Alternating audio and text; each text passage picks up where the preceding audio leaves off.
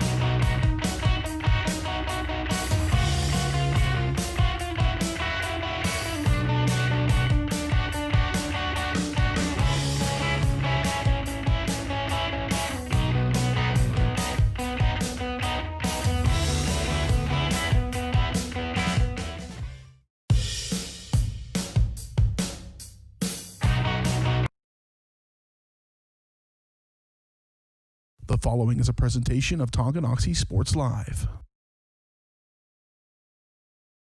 It's time for the Chieftains. On your new home for Tonganoxie High School athletics, Tonganoxie Sports Live. Tonganoxie Sports Live is presented by Kansas Insurance, locally owned and operated.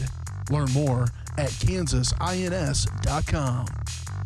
Also by Brothers Market, Community National Bank, Midwest Chiropractic Center, SNS Auto Body, The White Birch Agency Realty Executives, Physical Therapy Solutions, First State Bank and Trust, the Tonganoxie Recreation Commission, and Wizard of Paws. It's time for the Chieftains, right here on Tonganoxie Sports Live.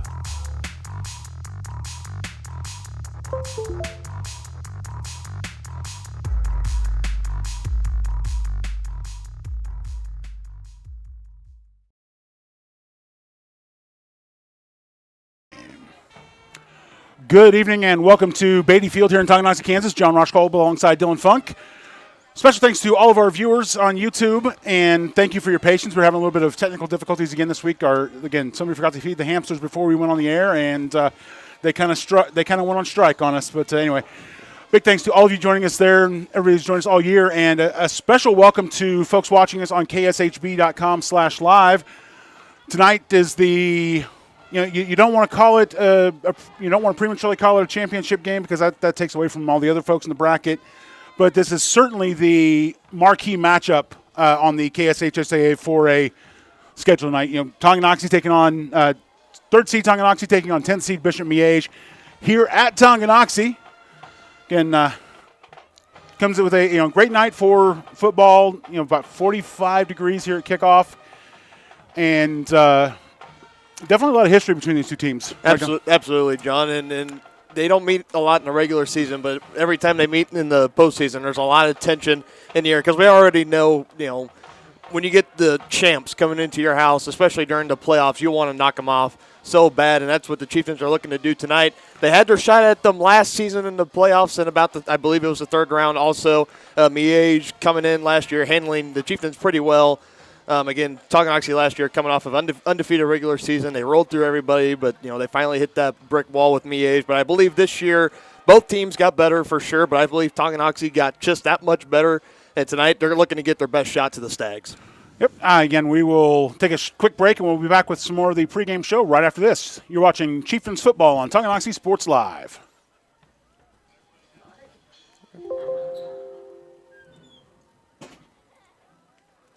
To be successful on the field or the court, you need a quality team. To be successful in the real estate game, you need the team at Whitebirch Properties Realty Executives in Tonganoxie. Amanda, Brianna, and Joanna make up this team of like-minded individuals with the goal of making the home buying and selling process enjoyable and stress-free. The team at Whitebirch Properties is in it to win it. Stop by and put together your game plan at 1203 State Avenue, Suite B in Tonganoxie, or call 913-417-1007. At Kansas Insurance, we know one size doesn't fit all. In fact, our whole mindset is based on customized policies for you and your families. We're local, and we do what we do because we care about you. Think of us as brokers for your insurance needs. Working with Kansas Insurance gets you the award-winning service and attention to detail that only an independent agency can provide. All across Kansas, we're here to help you manage and plan for all types of risk. Contact a local agent today. Kansas Insurance. Local, independent, serving you.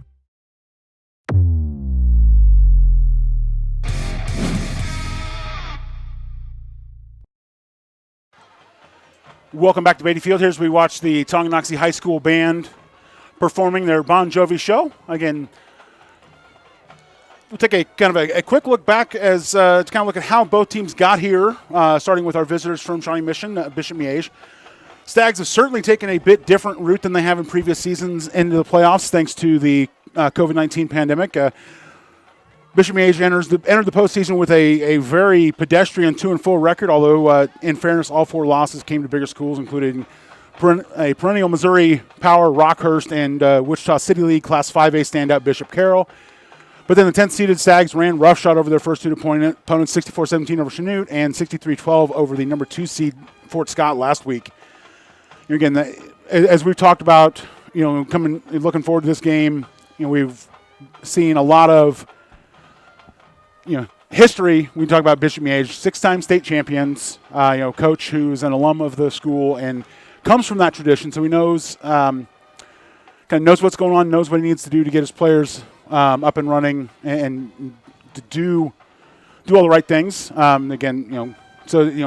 Even though they've taken some tough losses, they're able to bounce back in the playoffs and put a pretty big hurt on their first 2 opponents. Right, and we see that every year, too, because, all through the regular season, Miege, they go above and beyond and playing a lot of those 5 and 6A powerhouses from Kansas and Missouri as well. So kind of seeing the record coming in, you can't really judge them on that because this team, don't let the record lie because they are full with talent. And, just to say, because they're 2-4 and they're the 10 seed, they're nothing, that's just absolutely false. Yeah, and on the flip side, Tonganoxie, after that Week 3 battle at Paola, they have not looked back. Running undefeated, ran the table to close out the regular season and came into the playoffs with an 8-1 record. Tongi put 35 points on the board in the first quarter, coasted to a 48-28 first-round win over Labette County, and then exploded for 35 unanswered in that 49-10 win over Lansing we brought to you last week. Again, after holding Lansing to a field goal on their second scoring drive, pair of back-to-back touchdowns, sparked by a pickoff by Blake Poggi. Mm-hmm. Again, that started the onslaught, and Chieftains took a 28-10 halftime lead and just kind of ran through. Yeah, and both of these teams have had their share the first 2 games of rolling through their opponents. Miege and Tongi both, I believe, probably having running clocks on in both games so far in the postseason. But tonight in the third round, this is truly going to be their real first test here in the playoffs. So I'm excited to see how these teams come out and embrace the challenge of November football. Absolutely. Well, we're going to take a quick break here and be back for the rest of tonight's pregame show right after this. You're watching Chieftains football on Tonganoxie Sports Live. With the First State Bank & Trust mobile app, you can bank from anywhere. Check your balance while you're waiting in line here, or transfer funds while you're here. Forget to pay that bill? Pay it from here. Don't cut your visit short to go to the bank. Make your deposit from here.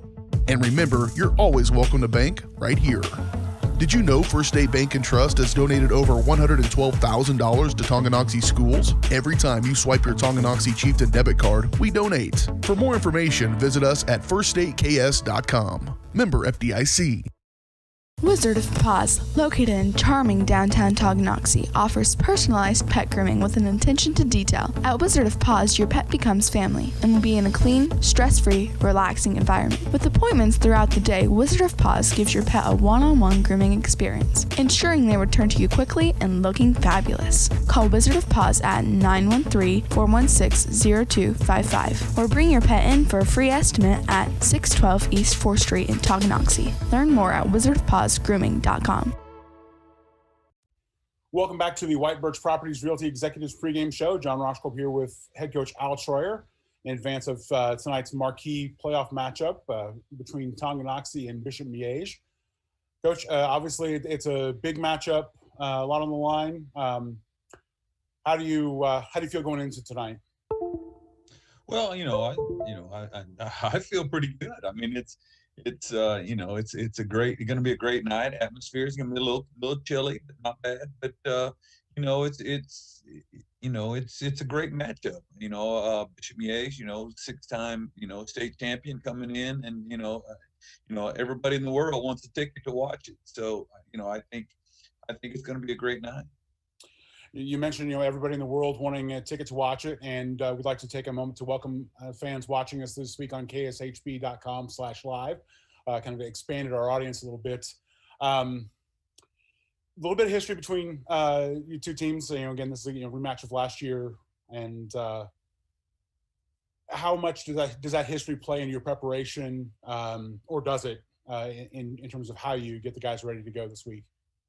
Well, it's kind of like, you tell your players you don't want to look back, and you don't want to learn. You learn from the past, but you don't want to look back. You just move forward, and we just whoever we come up against week by week, during the season, we just prepare for them individually. And Bishop Miege is a big challenge. Coach Holmes does a great job over there at Miege. Absolutely. They're coming in. We've talked about this in previous weeks. Coming in a little bit lower seed than we might have expected based on their record. But again, this is a crazy year. Be excited to see the matchup between two big-time offenses and two strong defenses. Touching on offense, one of the writers at Preps KC mentioned Tyler Bowden as kind of a human cheat code. One of the underrated backs in Kansas. How do you see his growth throughout these playoffs? Well, Tyler is an explosive back. I mean, he's got great vision, and he's, and week by week he gets a little better, and he's become accustomed to what we do offensively, and he's hard to bring down. I wouldn't consider him as underestimated. I think everybody tries to prepare a little bit for Tyler going into these games, and it's something interesting when they get him in person. And again, we've talked about this up in the booth. He's one of those people that there's tons of film on him. Again, we're bringing the broadcasts, and we still see week in, week out. He's averaging 200 yards a game. A couple of times, last week we just kind of defenders almost have to mount him like a rodeo cowboy to bring him down. It's kind of nice to see. Defensively, Brandon Martin came in, had a lot of good stops last game. Saw a lot more involvement tackling wise from the front four. Is that something you're looking to continue this week against the Stags? Well, absolutely. We look for that every week.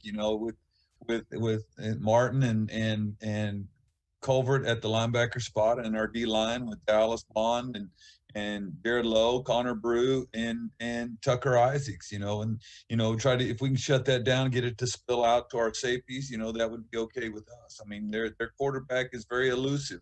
If it breaks down in the pass, he takes off. Timothy Dorsey, he's to be reckoned with. He's something you have to try to contain.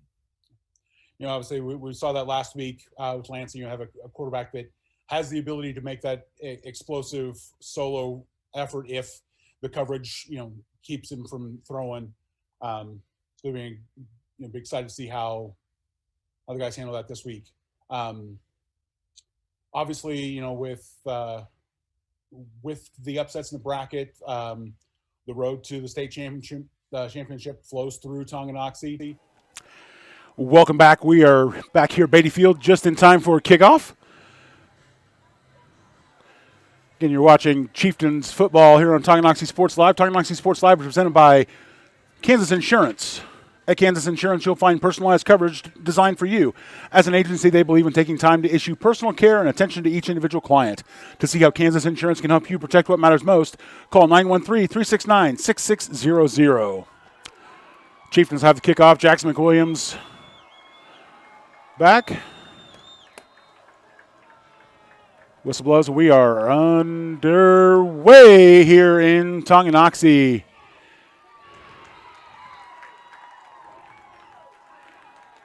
Short little kick there, fielded. Very short return there, brought down at the 45-yard line, which is where the Stags will start this evening.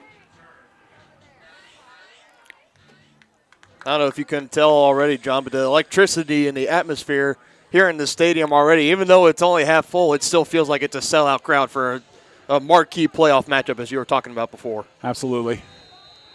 Again, six-time state champions. And all in a row, too. Yeah. Three receivers far side, hand off the middle, and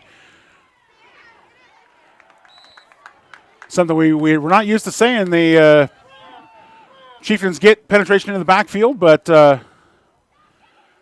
not able to bring down the back on the immediate contact. Yeah, that's the big key here tonight for the Chieftains. You know, they got to be almost near perfect.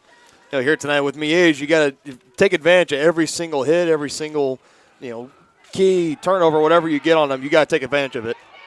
Pass, nice little coverage and forcing the scramble, and quarterback chase out of bounds there on the near side, Tim Dorsey. Yeah, and just when we were hearing about in that coach's interview, Coach Al Troyer talking about how versatile and elusive and how Dorsey can make plays on his feet, seeing it right there, second play of the game. First down at the Chieftain 45. There's good penetration by the Chieftains. And who else would it be? Brandon Martin on the tackle. 46, yep. Way to keep his head up, keep flowing to the ball, and brings up 2nd and 10 for, as they call him here, Tonganoxie Beam or Brandon Martin. He's going to be a huge key for this Chieftain defense tonight, getting his boys in order, getting them fundamentally sound, and stopping the run at the line of scrimmage. 3 receivers top of the set for the Stags. Pocket collapses and he's forced to run. A couple of nice spin moves there, and he spins forward for a first down. So we've already seen Chieftains already a couple times getting in the backfield, collapsing the pocket, but Dorsey using his feet and getting out and picking up a pair of first downs, something the Chieftain defense is going to have to sharpen up on as we move on in this game. Once they get in the backfield and get him in the grass, they got to find a way to bring him down. Tucker Isaacs kind of got shielded on that. He's almost had the sack, but it kind of got shielded there. Yep. And Dorsey drops back to pass again, has step in the pocket, throws it long, and into the hands and out. Mac Muller can't come up with the grab as he's diving out of the end of the end zone. And perfect coverage there, too, by the Chieftain secondary. Really doing a great job staying right on top of the receiver, forcing Dorsey to have to make the perfect throw and the perfect catch to connect for a touchdown there.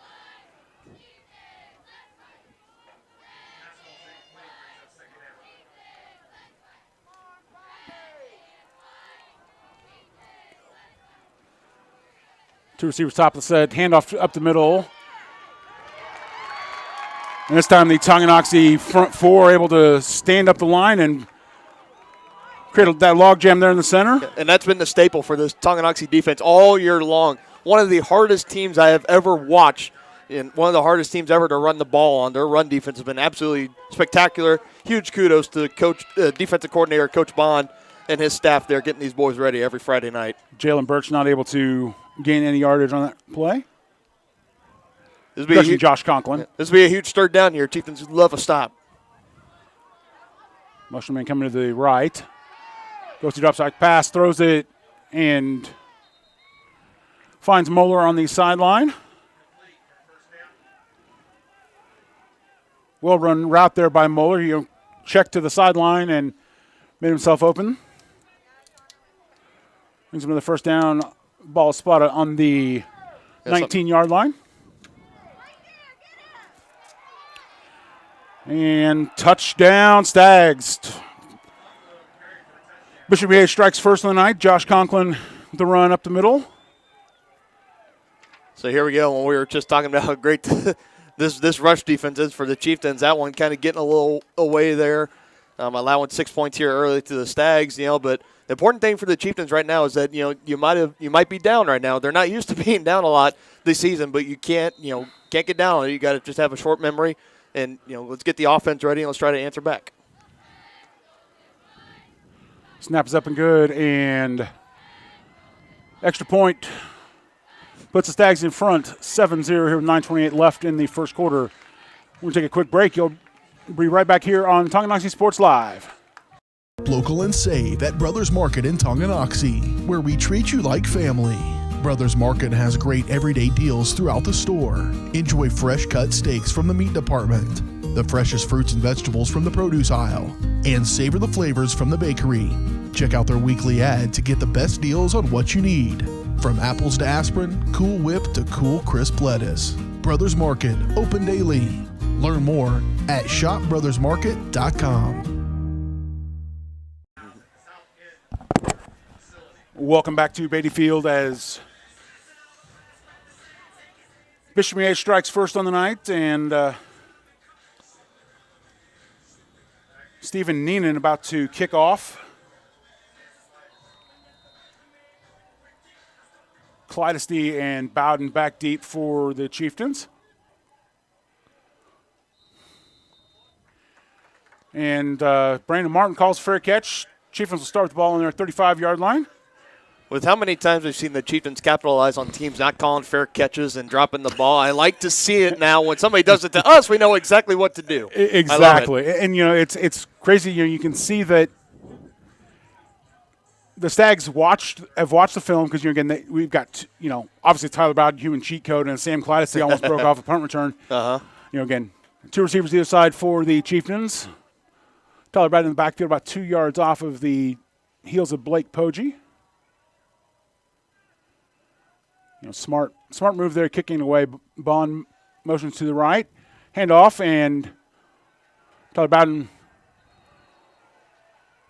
again, something we haven't seen a lot this year, gets stopped at the line of scrimmage. I was a betting man. I thought I would see pigs fly before I'd see Tyler Bowden stuff for a very minimal game at the line of scrimmage. Looked like he eked out a yard there at the end, but I do believe, John, if the Chieftains are going to pull off a victory tonight, it's going to be coming off the shoulders of number 3, because the Achilles heel of this Miege defense has been stopping the run, and we all know what Tonganoxie's great strength is, running the ball with number 3, Tyler Bowden.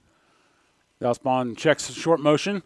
Poggi drops back to pass, looks, finds a man deep. Clydesty's open, but the ball just out of the reach of the diving junior. And Clydesty had his man beat, and just ever so slightly overthrown. And this is now, senior quarterback Blake Poggi's second go-around here with Miege. Last season he played against him in the playoffs. Had a little bit of a struggle, though, 8 for 21, only 62 yards, no touchdowns and 2 interceptions. The Miege, pass rush was getting there all night, and the secondary was playing a lot of tricks. So Poggi steps up, and his hit as he throws the ball. Bring up fourth down.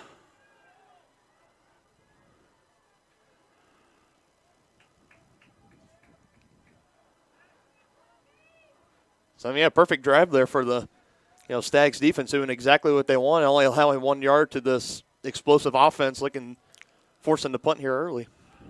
Poggi with a nice little chip punt, and be down at the 45-yard line.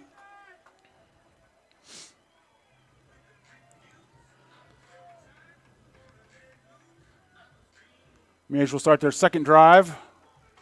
Same place they did the first, on the 45-yard line, just inside of midfield.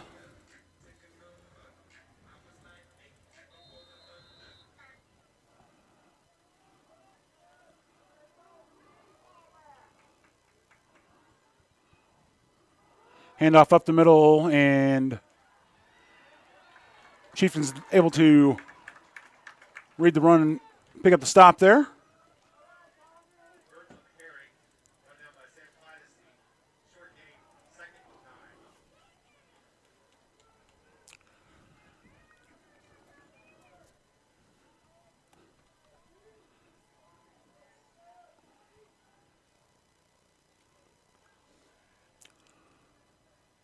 Two receivers top of the set for Stags. Coverage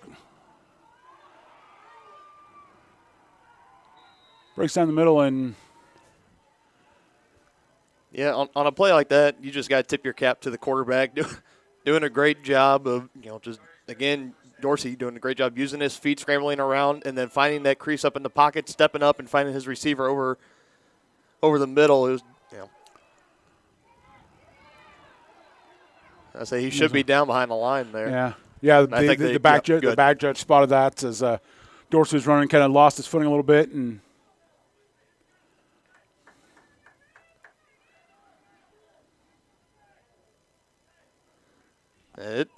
you best believe it's a very passionate crowd here at Beatty Field and Tonganoxie. They're letting the referees know about every single little thing and giving them their every little opinion on everything happening on the field. Dorsey drops back to pass, throws it deep. Again, just overthrows his man. Pass intended for Henry Coons, and so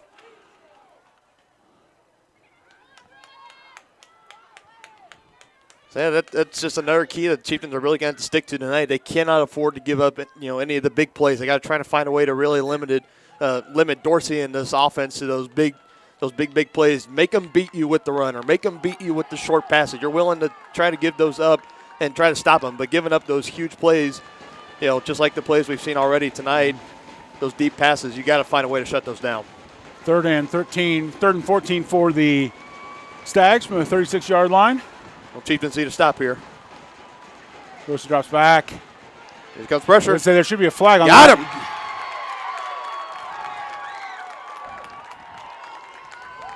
And the legend of B-Mar continues to grow here in Tonganoxie, racking up the sack there. Yeah, Dallas Bond was kind of held, kind of obstructed. He come around the end, but Brandon Martin in to make sure that the elusive Dorsey couldn't sneak out of coverage, and doing a great job wrapping him up at the feet, bringing him down. You kill the engine from the legs, John. Absolutely. Huge stop there for the defense, forcing the punt here.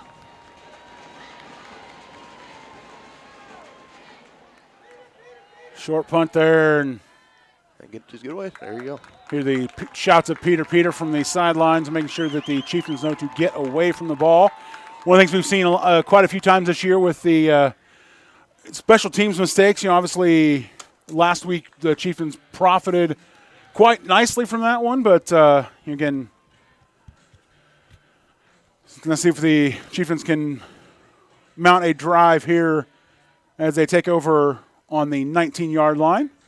We have an official timeout here. Not sure if they're checking with a spot or what's going on here. I see him walking towards the Bishop Miege coaching staff.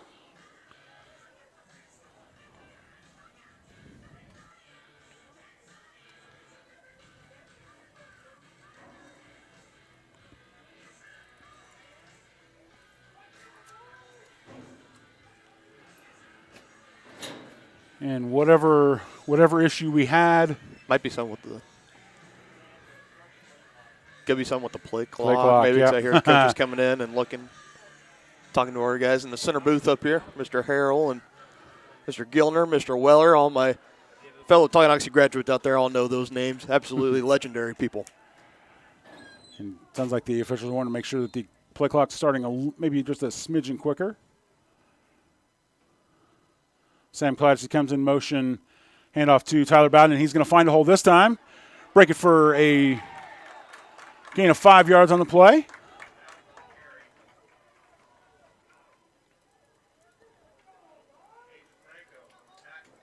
A little more of a textbook Tyler Bowden rush that you and I have been so accustomed to seeing this year, John. Finding that the hole's finally showing up there, and he's able to put his head down and poke through. 2 receivers near side, 1 up top for Blake Poggi. Stag showing blitz, handoff again to Bowden. He's going to sneak around the outside, pick up a 4 before he's wrapped up. Shoestring tackle there from, looked like Carson Key. Able to get his hand out and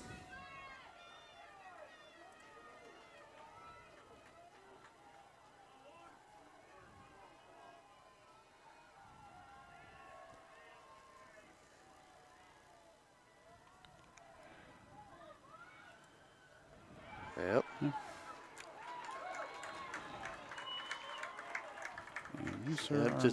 Just number 3 doing what number 3 does there.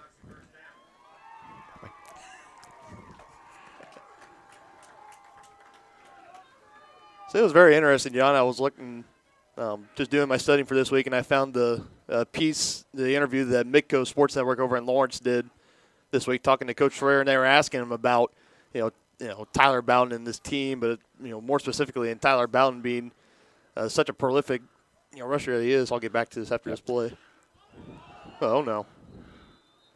Snap a little bit off target. Poggi able to fall on it. Yeah, but in that interview, Coach Schreier really talking about how fortunate he is to have Tyler Bowden on this team this year. But he also said it's been a really common trend, that this Chieftain football team has had over the years. He said within the past 4 years, they've had, record after record after record broken of single rushing title. Dalton Bach setting in 2017, and then the next year Corbin Riedel. Year after that, past season was Cooper Cunningham, and now this year Tyler Bowden. Something that you just got to be very blessed for as a coach. 2 receivers to the side. Poggi steps back, fires it a little bit over the head of Dallas Bond, checking on the near side.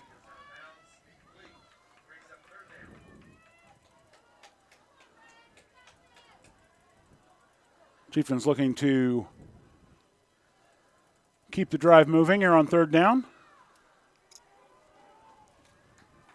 Yeah, this right here, this is where the great teams, they got to, just kind of find a way. You got to try to find a way to convert on this 3rd and long. You can't, you really don't want to punt again. 2 receivers to the side. Poggi steps back, fires short to Bond. Bond's going to chug forward for 7 yards. Gets back to the original, the original line of scrimmage, brings up 4th and 7 here from the 35. Got a good chunk of it there. Chieftains again taking note. Bishop Miege really bringing the blitz, trying to run the screen on that one, just didn't quite develop all the way. Nice punt from Blake Poggi, and the Miege Stags will start on their 33-yard line. Again, not exactly the way that the Chieftains were hoping that drive would finish, but again, managed to pick up 1st down, find some holes in the Miege defense. So that's a good sign. Definitely something to work on building on, and see if the defense can pick up a stop here. 3 receivers right side for Dorsey. Pitch to the outside.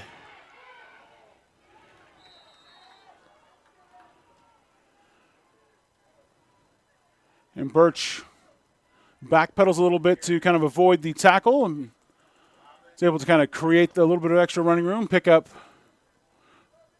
4 yards on that. He had a really great job over there on on run side of the ball. Maxwell and Tamara Brown doing a great job. Kind of staying strong over on that edge, not allowing the runner to get outside, get up a big gain there, force him out of bounds. Dorsey drops back to pass, looks up the middle. Clydesty with the defense. Oh. Late flag flying in as Clydesty dove in front and broke up the pass. I don't know about that one, John. I was going to say, it looked like good timing from Clydesty. The only thing I can think of is that maybe his hand was on the back of the Stags receiver, but again, that's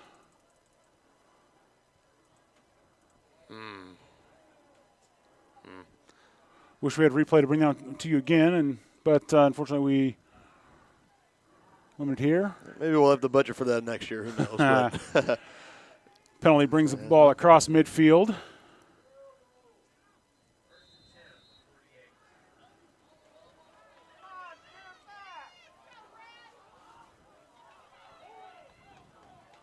Two receivers either side of the set for Miege. Dorsey steps into the pocket. I'm. You know what, John? It's karma, and they. I don't know. See, and that's the thing. I don't know that I would call that an incomplete so much as a fumble because he looked. He caught the ball. He looked to have control. He took a couple of steps, but yeah, well, it's one of those things that it's close because again, we're up here, we're looking through the body, but the official's right down there. Yeah, if they're looking for any sympathy here from this home crowd, I mean, definitely not going to find it. They're definitely ain't going to find it here. I can tell you that much. 2nd and 10 for the Stags. Dorsey again looks back to pass. Once man shallow and a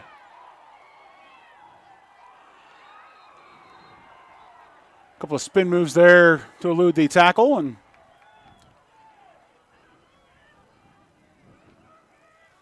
yardage good for the first down.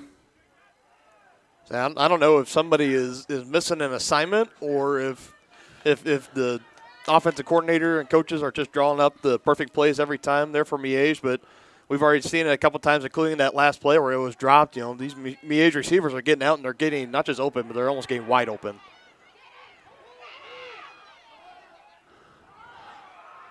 Dorsey able to find Putz, and he's going to run it in for a touchdown. And Tamar Brown had good coverage, but Putz just had that last-second break to create just enough separation.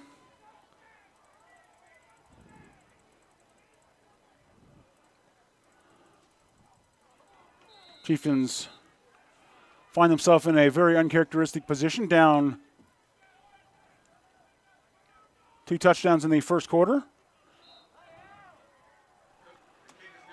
Maxwell almost threw to block the extra point, but kick is up and good.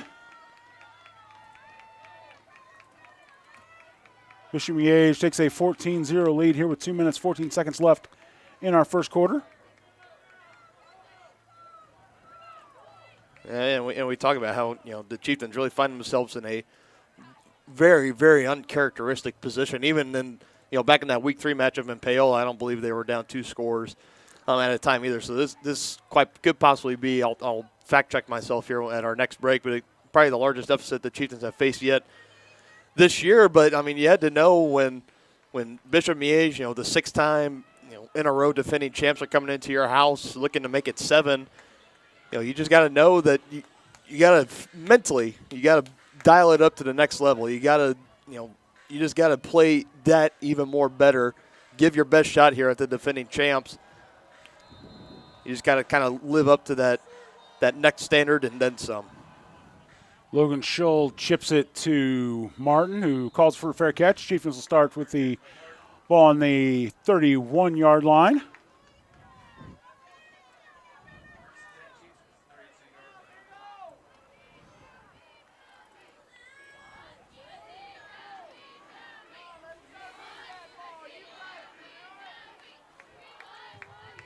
So I mean, if anything, if I'm Tonganoxie right now, I'm just, I'm not panicking quite yet. You need to keep it cool, keep it calm and collective. Just try to stick with what's been working so well for you right now. Let's get the run game up and going with Tyler Bowden. Let's get him up and going. And we're not going to get all the points back here on this drive, obviously. So let's just take it one play at a time, one drive at a time, and just start to stitch together something. Run. Bowden handoff, able to pick up 2.5 yards on that.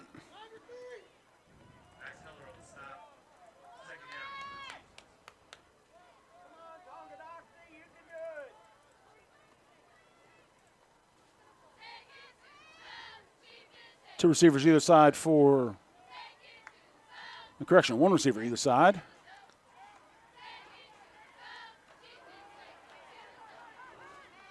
Bowden able to make it around the end, pick up 3 yards, brings up 3rd and 5.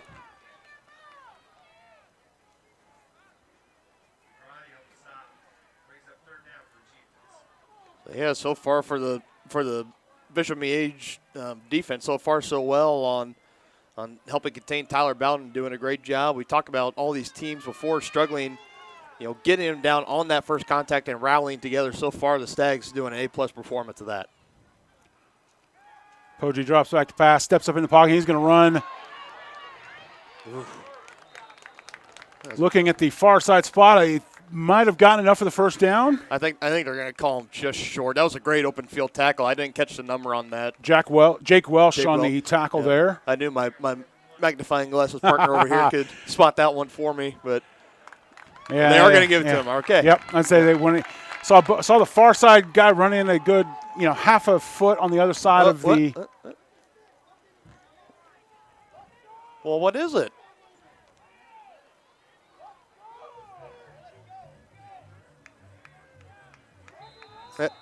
Are we moving them or are we not moving them? Come on, gentlemen. I was going to say the there we down, go. All right. So the play marker says first down. So and we're going off to Bowden, and he's going to find a small hole there and dive forward. Wrapped up by Angel Franco.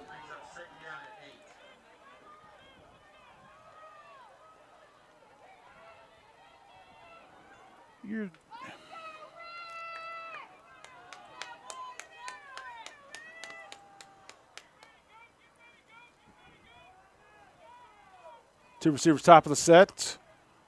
Clatty in motion for Chieftains. Checks back to the left side. Poggi steps back, looks deep. Dallas Bond able to shrug off his defender. Excellent work there by Dallas Bond to check off of his defender and get open for Blake Poggi. Yeah, we can just add for Miege, number 26, Carson Key there. Yeah, Carson Key to the list of victims that Dallas Bond is just over, it's just absolutely dominated and been more physical with on one-on-one coverage. You cannot cover him one-on-one. That's the matchup that the Chieftains just thrive on every single week. All right, that's the end of our first quarter. Chieftains trail 14-0. You're watching Chieftains football here on Tonganoxie Sports Live. Insurance, we know one size doesn't fit all. In fact, our whole mindset is based on customized policies for you and your families. We're local, and we do what we do because we care about you. Think of us as brokers for your insurance needs. Working with Kansas Insurance gets you the award-winning service and attention to detail that only an independent agency can provide. All across Kansas, we're here to help you manage and plan for all types of risk. Contact a local agent today. Kansas Insurance. Local, independent, serving you. With the First State Bank & Trust mobile app, you can bank from anywhere. Check your balance while you're waiting in line here, or transfer funds while you're here. Forget to pay that bill? Pay it from here. Don't cut your visit short to go to the bank. Make your deposit from here. And remember, you're always welcome to bank right here. Did you know First State Bank & Trust has donated over $112,000 to Tonganoxie schools? Every time you swipe your Tonganoxie Chieftain debit card, we donate. For more information, visit us at firststateks.com. Member FDIC.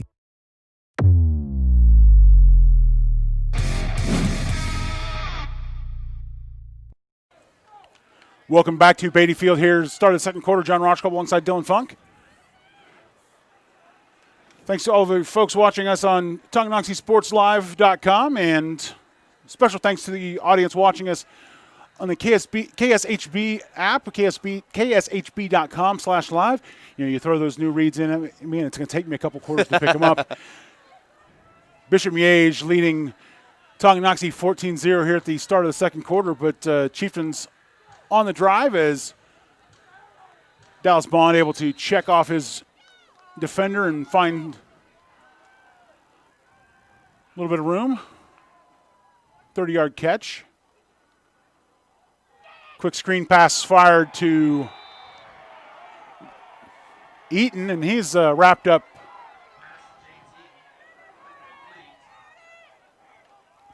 And that one there, he immediately put his hand up and said, "My bad." That was number 11, Brody Strauss.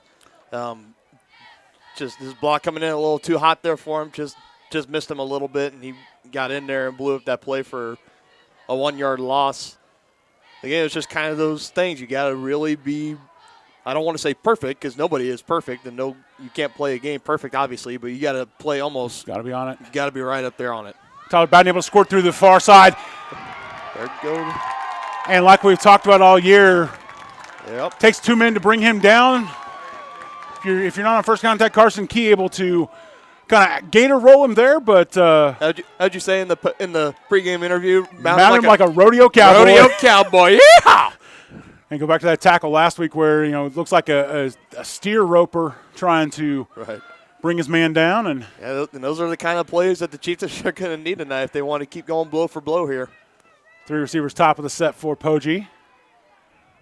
Eaton here on the far side. Classy comes in motion, checks back. Be a lead blocker. This time, Bowden not able to seal up, to find a seal on the end there, and he's wrapped up for a short loss. Bring up second down. Second and goal from the 9-yard line. Yeah, the Chieftains on this drive, they absolutely need 6. I don't know if they can settle for 3. It's just the thought of you're this close, whenever you're inside the 10-yard line, you just got to find a way to punch it in. I find it very hard for them to settle for 3 here. That time screen pass works. Finds Dallas Bond.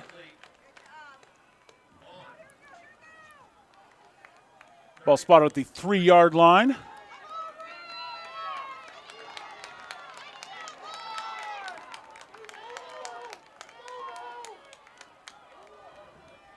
Wildcat set checking in for the Chieftains. This is a pretty gutsy move here on a 3rd and goal. Snaps a little bit low, but Clydesley able to keep it moving, and he plunges forward. Did he make it? I think they're calling him just short. And near side judge comes racing with his hand up. All right, John, you're at the half-yard line. You're going for it, aren't you? Absolutely. Yeah, No chance on this one. Here we go. Buckle up that chin strap, boys. Here we go. This is big boy football. This is where the big dogs eat right here. Clydesley calls for the snap. Finds a hole. There. Trots in, yes, standing up. Touchdown, Chieftains! Number 7. That is a bad man, Mr. John Roshkov. Let me tell you. Now that was set up by the hard work of the offensive line. Absolutely. When your running back can go in standing up from the half-yard line, your offensive linemen have done their job well. McWilliams back. Yeah. Extra point is up and good. Money McWilliams pulls the Chieftains within 7. Yeah, that was the perfect drive there, picking up the touchdown. On all we talked about it perfectly being set up by the offensive line. Obviously, whenever you get any good rush game going, it obviously starts at the line of scrimmage. I'm going to take it back a couple plays more. Obviously, the big catch and connection from Poggi to Bond really setting up that drive there, getting them into Stags territory, and now punching it in for a touchdown. Chieftains right back in this ballgame, John. Chieftains able to cut the lead to 7 with 9:41 to go here in the second quarter.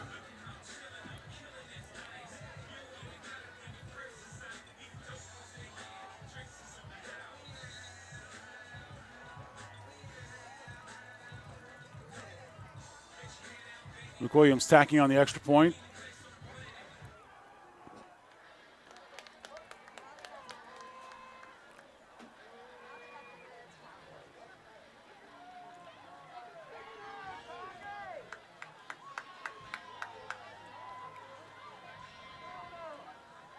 So would you be trying to kick it deep here, John, or would you kind of keep doing what the Chiefs have been doing all year and just kind of do the little pooch? So yeah, that's one of those things that,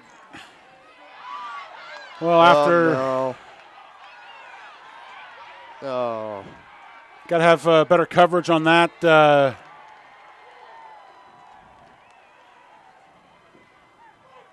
I can already hear that KC Jazz guy that's in our comment section every week. He's gonna be upset on that one, and yeah, Coach, it's one of those things. It's hard to plan for a running back like Jalen Birch, sorry, up on the second line for Miege. Again, you generally think that the guys on that second line are kind of more the wedge, kind of the better blockers, but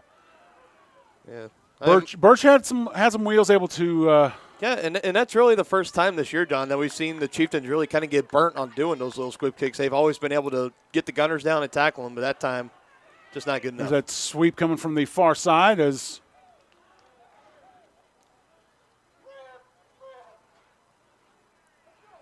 handoff goes to Rohan Putz as he's coming in motion. Second down and 6 for the Stags.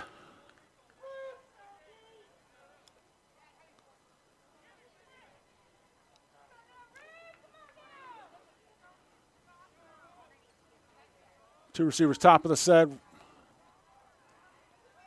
Gibson in the slot. Dorsey steps up, gets flushed out of the pocket, and gets knocked out of bounds. The 8-yard line.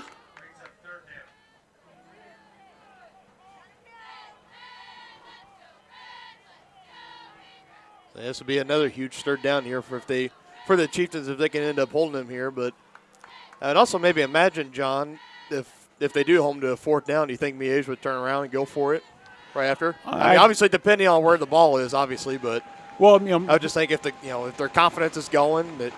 Looking at Miege, and then they're going to take a timeout, talk it over. Looking at Miege, they're one of the teams, obviously with the benefit being a private school, being able to do a little bit more recruiting than public schools are able to. Miege actually has a kicker that has put up some field goals on the year. Not to say that McWilliams couldn't, but again, it's been, McWilliams hasn't really been we just recruited him from the soccer team, though. We didn't have to go and, I'll keep my mouth shut. No, that's fair statement. Soccer kicker. As a former soccer player turned football kicker, I know exactly how that works. Yeah. But again, Stags, when they do get pinned in fourth down position, they kind of have the luxury there of being able to kick the ball. And again, not that Tonganoxie doesn't have that luxury, but again, it's something that the Chieftains haven't found themselves in that situation. It's either been kind of, all or nothing. Yeah. Two-back set, two receivers near side of the formation. Dorsey steps back, throws the back corner of the end zone, overthrown. Poggi on the coverage there. And no flag either. I like that. Absolutely. I mean, that's one of those things that, we always say we are up here for a reason, they're down there for a reason, but I'd have been joining the Tonganoxie crowd on that one because that ball was. Yeah, that was just great defense there by Poggi. And I think before I cut you off, you were going to say it was overthrown, not catchable. If the receiver can make that catch, he needs to be turned out for the Harlem Globetrotters because that ball was that's good 4 or 5 foot over his head. So, as we talked, let him go for it. As I say, as soon as I say that, you definitely got to watch the ball here. You don't want to give him the free yards. That'd be absolutely just killer. Dorsey with a little jump shot. Down! No, sir. Heston Robbins with the big swat. Welcome back, Mr. Robbins. Cuckoo-ca-choo, Mr. Dikembe Robbins. Mutombo got that gif on that one. Goes up, says, not in my house, not today. Oh, God. What an absolute textbook stop there. Chieftain scoring the touchdown and then having the big return on the kickoff. Looked like, oh, no, we're going to give it right back. But a perfect stand there by the defense. Now that the offense can bottle up this momentum and keep it swinging.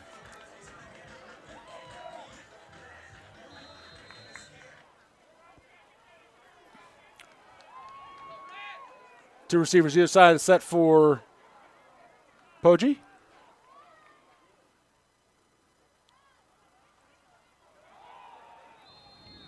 Low snap and able to fall on it. Not the way that the Chieftains want to start that drive, but good work by Poggi to get on the ball, get a handle on it. And we've already seen it a couple times. I believe it's the center, Jared Lowe, I'm not sure if it's the snaps are too low or if Poge's just kind of not looking it fully into his hands or not, but it's something they really need to try to iron out here early in the game. You cannot afford to keep losing those yards. I mean, look at that. It was a good 4 or 5 yard loss there already. 2nd and 15 from the 5-yard line. Poge steps back, scrambles out of his end zone, runs out of bounds at the 12-yard line. Yeah, that was a good make a career decision there, and don't try to stretch it out, get murdered or fumble the ball. Just run out of bounds to get it to 3rd and manageable.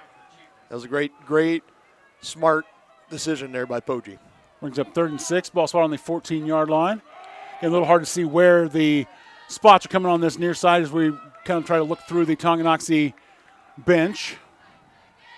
2 receivers either side for Poge. Bat in the backfield, Poge steps back. Finds Robbins. Robbins doing the business on both sides of the ball with that big block in the end zone there, and then the nice little out route for the catch. And it's so great to see Heston Robbins back out there as a senior. We saw it. I don't quite remember what week it was where he had that shoulder collarbone injury, but he's been out of action for maybe the past 5-6 weeks, maybe even longer. Yeah, glad to see him back in action. And yeah, good to see him here. Perfect timing, too. 2 receivers handoff. Faked to Bowden. Poge hitting the backfield, spins, keeps his feet, is able to pick up 3 yards.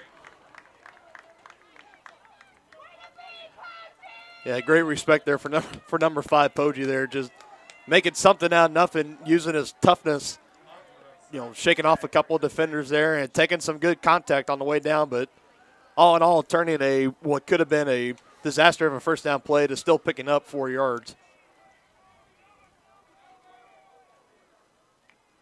2 receivers top of the set. Handoff to Bowden, and he's going to make it around the end. Dives forward to the 30-yard line. Gain of 3 on the play. Now, so far, the Miege defensive front has been more physical with this Tonganoxie offensive line so far. Again, we talked about the run game, haven't really found the stride yet, haven't gotten it going yet. And whenever Poge's back to pass, they're always in the backfield with him. As we're seeing right there, kind of creating that gunk up there, causing a lot of traffic and a little extracurricular after. Andrew Colvert, as the Chieftains are in the Wildcat. And they're going again. Brings up 4th and inches. Snap comes to Clytus D, and he's going to dart through, find that little hole, make it through for first down yardage. He got it that time. Good job. A little bit reminiscent of that touchdown play, but yeah. I got to talk about, John, you know how much faith Preston Troyer, the offensive coordinator, has to have in the juniors, Dylan Clytus D, when it's 4th and inches here in this type of game, this type of atmosphere, to put the ball in his hands and say, hey, kid, go make the play for us. Absolutely spectacular. It's definitely well deserved because he's been money for both of the. Absolutely. Every time he's been called on. Yep. I can't wait to see what he does next year in his senior year. It's going to be special. Base offense back in for the Chieftains. Handoff to Bowden. He finds a much bigger hole than he's found all night. Plunges forward for 5 yards. You pick up 4 or 5 on every single run there, you're going to be in business pretty quick. And that's kind of been the Tyler Bowden standard all year. I believe through the regular season, if I remember my notes correctly, he was averaging almost 10 yards a carry. Maybe just a shy below that, maybe at 9. But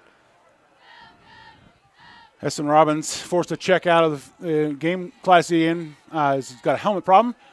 Bowden finds a big hole again on the left side of the line. I think the ball came out. Miege just saying they have it. This is going to be a big call here. What? Referees are waving their arms. I think. Yeah, and Chieftains look to have recovered the ball. Oh yeah, my goodness! Yeah, that's I couldn't see in the scrum if they recovered it or not, but I know the Miege staff and players over there all jumping up and down, throwing a fit over it, but I couldn't quite see what happened, so I can't give my unbiased opinion on it, but nevertheless, first down for the Chieftains. Bond in the slot, 2 receivers near side for Poggi. Play action. Poggi goes deep looking for Kaleidosty, and he's picked off.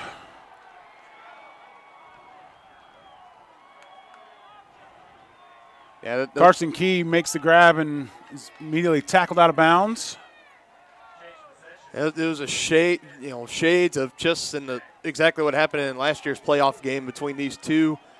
Just when Poggi would kind of start to get his stride, get it going, the secondary of the Stags would kind of play a lot of games. Looked like they were going to bring the blitz, and then they'd all back up in coverage, play a little bit of coverage games with them, mix and match on different type of schemes, and really kind of tricking Poggi into a couple of interceptions. He had 2 last year, and now the first one on the night so far here. So 3 receivers near side, handoff goes up the middle, and Kaleidosty able to push Birch out of bounds.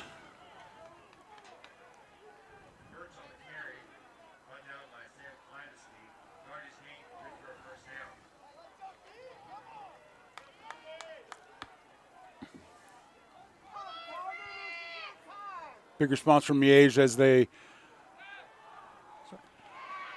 play action pass incomplete there.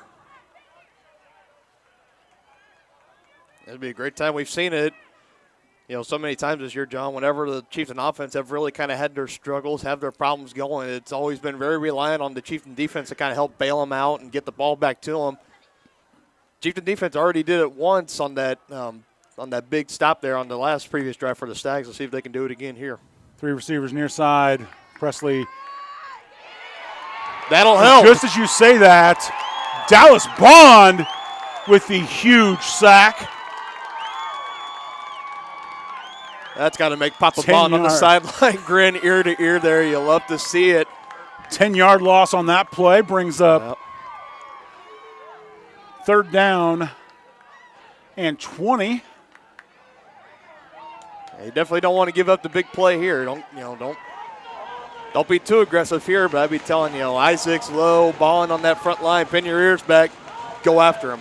Dorsey steps back to pass, and again, forced to step up in the pocket, and there he is. Brandon Martin. The delayed blitz there brings him down for the big stop. That's exactly what the Chieftains needed. Absolutely. My goodness, I can't say enough about Brandon Martin and what he's done for this defense. Totally, this Chieftain defense, they were no slouches coming into the season, but once he transferred over here, at the beginning of the season, obviously moved. Well, moved, yeah. COVID reasons. We can get into it. It's perfectly legal. Nothing. Nothing Miege suspicious going on at our school. All by the book. All by the book. Yes, indeed. Big snap, big punt there from Miege, and takes a Tonganoxie bounce and is down at the 48-yard line. But nevertheless, he's been a great leader for this defense. It has totally just made him that much better. Absolutely a great addition for the Chieftains. Again, we've harped on it all year, and I get it. Yep. I know that but again, everything is different in this time of COVID. Again, Brandon, looking at the way things were going back in the spring, I was like, who's going to play? Yep. Since Lawrence has, the KU thing, with a little bit bigger city, the likelihood of them playing was a little bit lower, and so, made the move over here. And the same with Brandon Martin being in Piper, Wyandotte County. So, I was talking about Tyler Bowden there. Yeah, my bad there. Speaking of Bowden, he takes the handoff, is able to duck under a tackler and plunge forward for a couple of yards.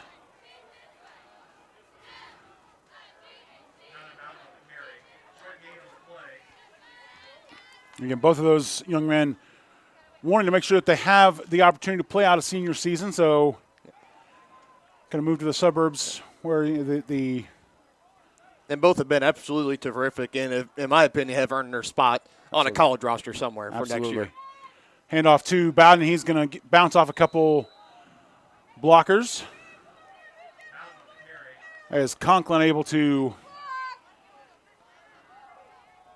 get through the line and make contact.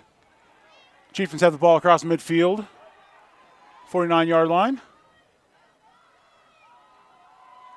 Heston Robbins checking in. Two receivers either side is the formation for the Chieftains.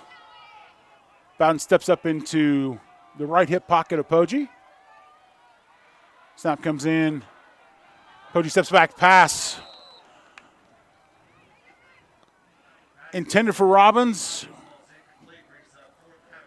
Kind of a little bit lucky to not kind of elude the defense there.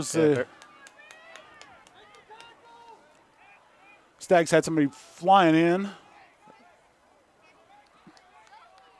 We've talked about so far tonight the Chieftain defense doing a great job of bailing out the Chieftain offense for their struggles. The Stags doing the exact same thing. And punt from Poggi down at the 23-yard line. Bishop Miege will take over with 1:39 left in the second quarter.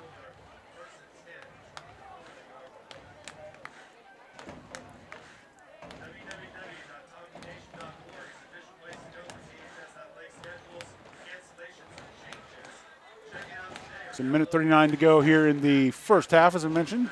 Tonganoxie trailing 14-7.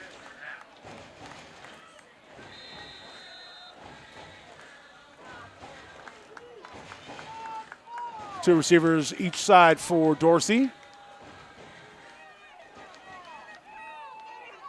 Dorsey steps back to pass. And there's got to be it. There we go. Thank you. Flag comes in very late there as Dallas Bond was held up. And my boy Grayson Gilbert, I know he's listening. He's going to be happy to see that and call. 3 flags on the field now, as I think Bond was getting the late flag was thrown as the near side judge saw the obvious hold on Bond. Is that when you have your hands up under the shoulder pads inside the jersey and wrapped up like a hug. Yes, that is holding. And then another flag thrown from the center of the field back into that vicinity as Bond and the Stags offensive linemen were having a little bit of conversation, and then a flag on the far side at the end of the play. We'll see what all shakes out. And oh, the Jeopardy music. It just hits a little different now, man. Yeah, I was going to say. 3 fouls in the play. Personal foul or holding on the defense. That penalty will be enforced. So dead ball personal foul on the offense. That's going to be for the extracurriculars between Bond and the guy that's holding him.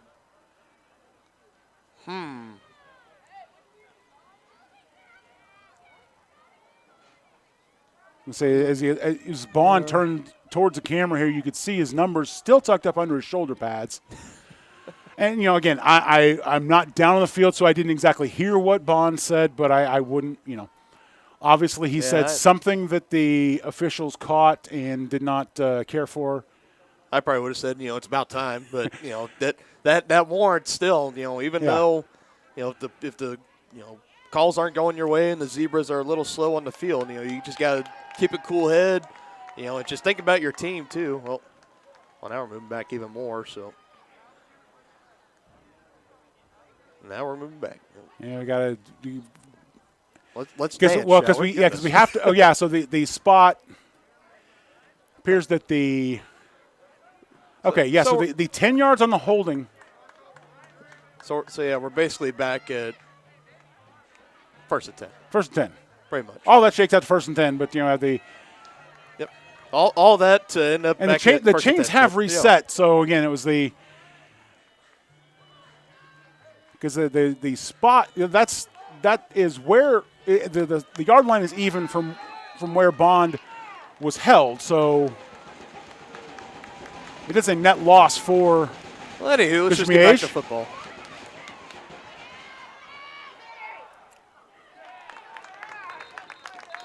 Brandon Martin forcing Dorsey to throw it away there, and.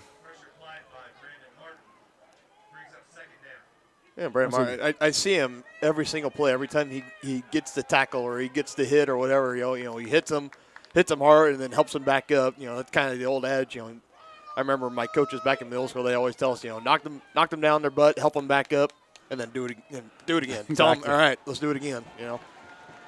And great sportsmanship there is kind of trying to settle things down a little bit. Second down, 2 receivers either side for Dorsey. And Bond is going to He's still fight through the holding. You cannot hold that man down.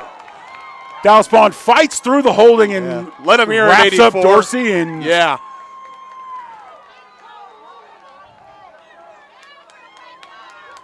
Yeah, he said, all right, you're not going to throw the flag again. I'll just sack him. I'll get my penalty yards on this one. Yeah, that's huge. Back-to-back, you know, sacks to set up 3rd and long. Back-to-back drives, back-to-back sacks. Clean celebration there by Bond. 2 receivers. Putz goes in motion to the far side. Dorsey steps back, and again he's being held, but Dorsey able to get the ball away, and eventually they're going to have to start charging that left tackle with, you know, attempt of kidnapped or something. If he keeps wrapping him up, trying to take him places, like, come on. You know, when you see the shoulder dip that much for a sustained period, you know, again, you see the shoulder dip quick, it's usually a rip move trying to get through. But when you see it stay down for like 4 or 5 strides, that's not a rip, that's a hold. Yeah, that's, you know, 'cause he's trying to rip through that, but, you know, the hold, the lock that they have in, but, you know, we're up here for a reason, they're down there for a reason, so. Yeah, that's going to take a very fortunate Miege bounce here. Smart play on the punt there, you know, kicking the ball away from Clydesty and, you know, making it bounce, letting the ground do the work. Chieftains take over with 23 seconds here to go in the first half. There for Coach Troyer, I would think he might not want to be too aggressive, trying to do something too aggressive that might give Miege a chance to get the ball back. And we talked about, again, they have a kicker that can't put up field goals from pretty decent ranges. So, and they get the ball, and I believe they get the ball to start second half. Isn't that correct? Yep. Yes. So yeah, this one, they just give it to number 3, let him do his thing, and then, you know, try to go into halftime. And if I were the Chieftains, you got to look at this as an absolute, you know. Exactly. Called a handoff to Bowden. He's going to score 3. Oh! Cut back. Now I'm going to say, obviously, clock will stop for the first down as Tyler Bowden just raced through the line like a hot knife through butter. And well, now we can start having the conversation if they want. And, Chieftains call a timeout and come over and talk it over a little bit. Yeah, it was 16.7 because we've seen Jackson McWilliams. He can also make a field goal from pretty decent range. I believe earlier in the season against Southern Boone, was that a 43-yarder? Yeah, something like that. 43. Yeah. Somewhere in the 40s. Somewhere in the 40s. Bottom line, in Kansas 4A football, that's a pretty good field goal range. So, yeah, Chieftains have a great opportunity here if they use their plays wisely, work up field to put on some extra points, go into halftime, and get the ball right back to start the second half.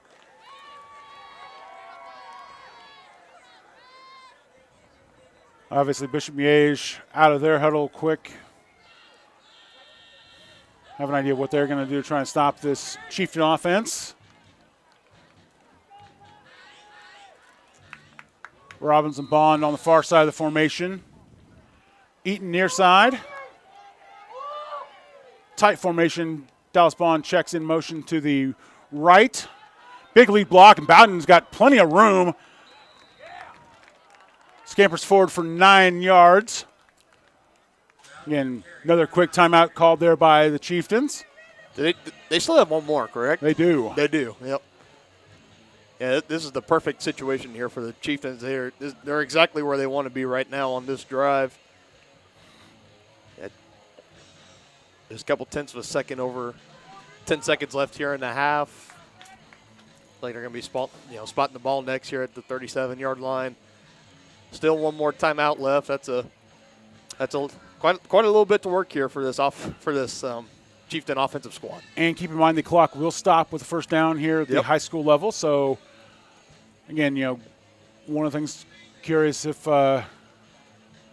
Coach Troyer's talking on the sideline of the, one of the things we did when I was in high school, we would call, and when we're running the two-minute drill, we would call, the coaches would call 2 plays. The first play is what happens, and then the second play, to get right up on the line and run it. Exactly. If we're impressed. But 2 receivers top of the formation. Dallas Bond near side. Checks out of the slot into the receiver pattern.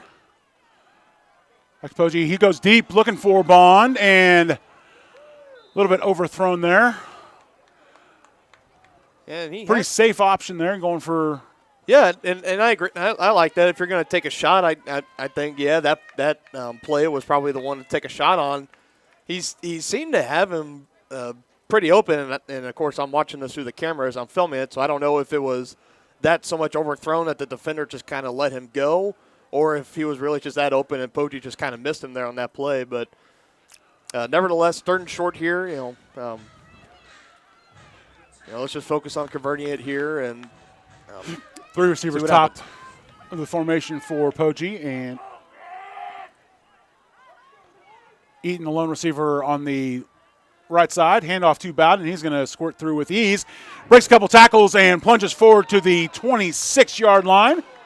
You got to call. Timeout is called. Woo! 1/10 of a second on the clock. That is, wow. That is when, And I think that's where they're spotting the ball. I think that's just within McWilliams' field goal range, too. So I'd try it. Why not? Give it a shot. Yeah, give it a shot.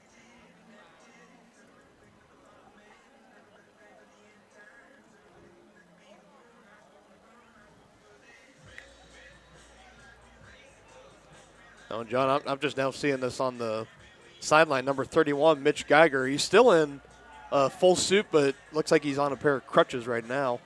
Oh, yeah. I didn't see the play where he got hurt, but something we're definitely going to keep an eye on, especially when he comes out of halftime. Let's see what the athletic trainers think.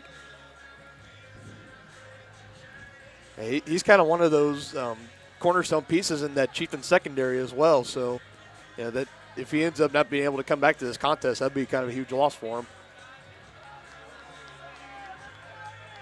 Well, no field goal, John. I was going to say the attempt would be a good 45-yard. Now, there is a little bit of a breeze blowing out of the south, but nothing too drastic, though. Well, go big or go home. Dallas Bond in motion.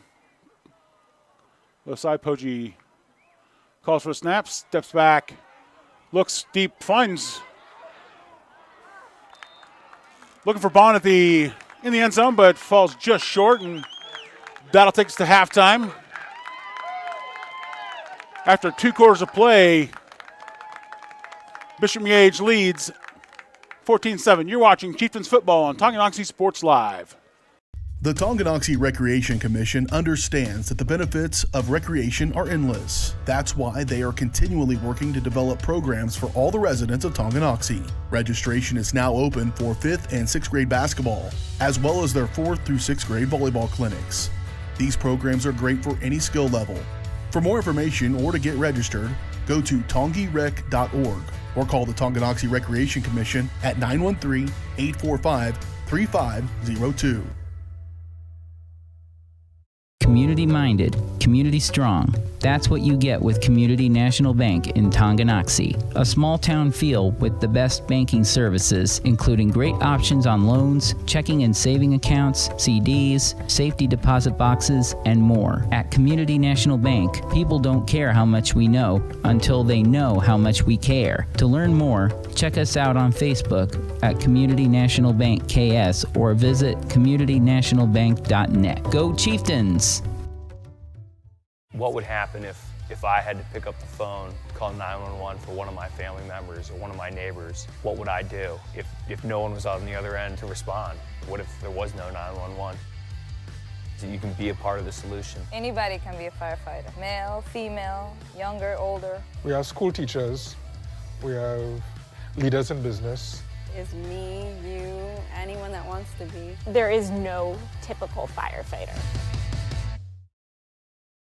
A great collision on the field? Awesome. An awesome collision on the road? Not so great. If that bad play does come your way, take your car to S&S Body Shop in Tonganoxie. S&S has been the area's premier auto collision repair center since 1972, working on all makes and models, glass replacement, bumper repair, fiberglass and plastic, color matching, and more. Plus, they work with all insurance companies. Get your ride back in the game. Learn more at sandsautoandbody.com or call 913-369-3193.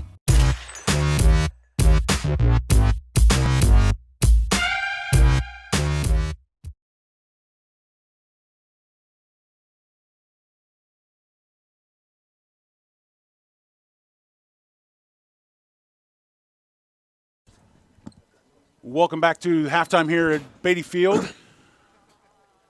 Tonganoxie Sports Live is presented by Kansas Insurance. At Kansas Insurance, you'll find personalized coverage designed for you.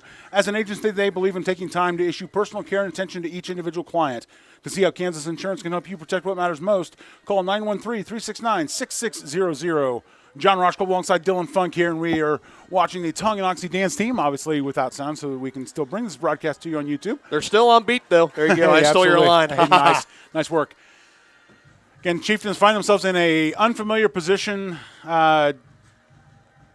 only scoring at one touchdown in the first half and also trailing at the half. Again, I think even at Payola in then week 3, teams were tied at the break, but obviously we'll see what Coach Troyer has to say in the locker room, see if we can watch for the Chieftains to come out a little bit fired up in the second half. Yeah, and I think that's exactly what's going to happen. They're in there right now. I've been in that locker room in these type of games and in these type of situations as well. And yeah, it's there's not a okay. I'm going to put it this way. They're obviously happy with the result right now because obviously we've seen the past 2 weeks what Miege has done to their opponents.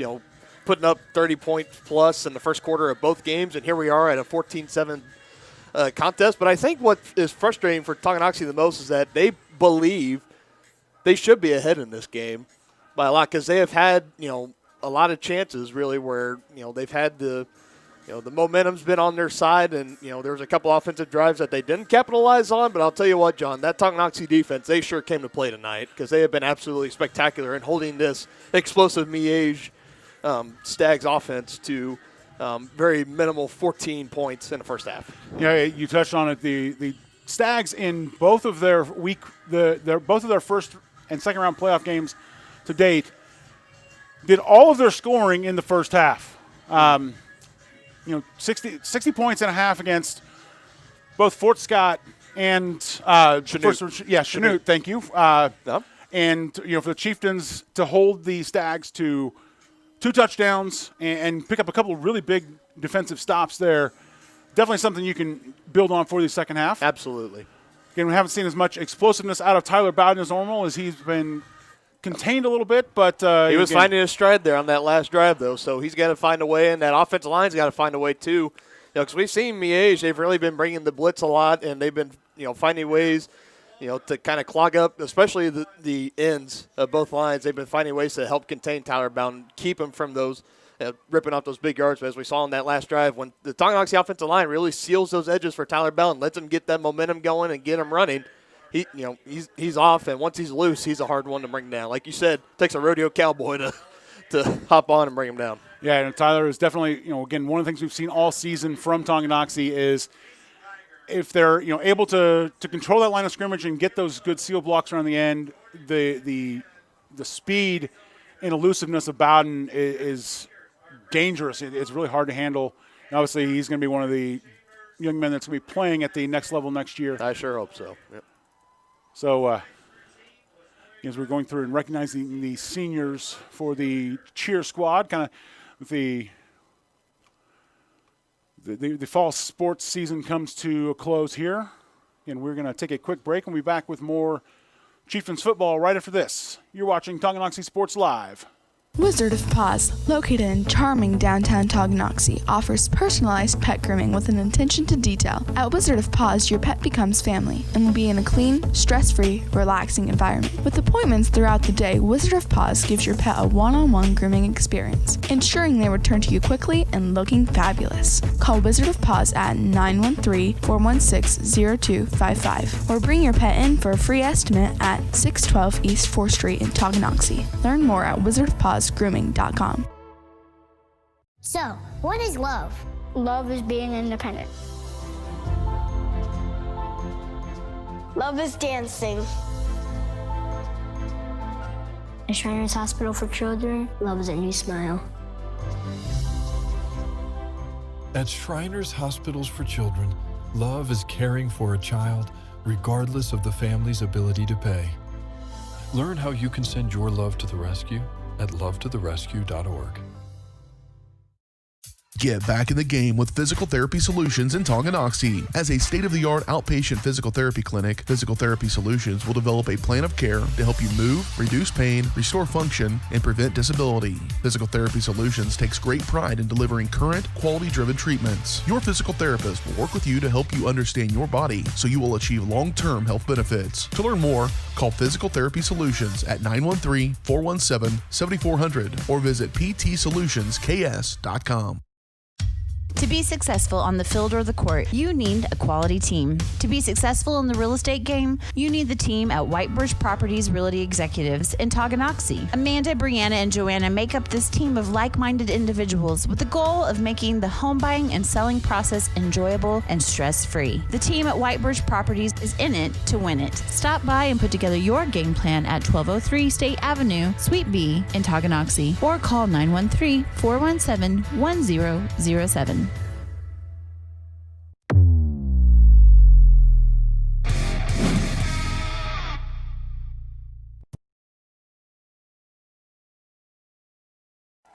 Welcome back to Beatty Field here in Tonganoxie, Kansas.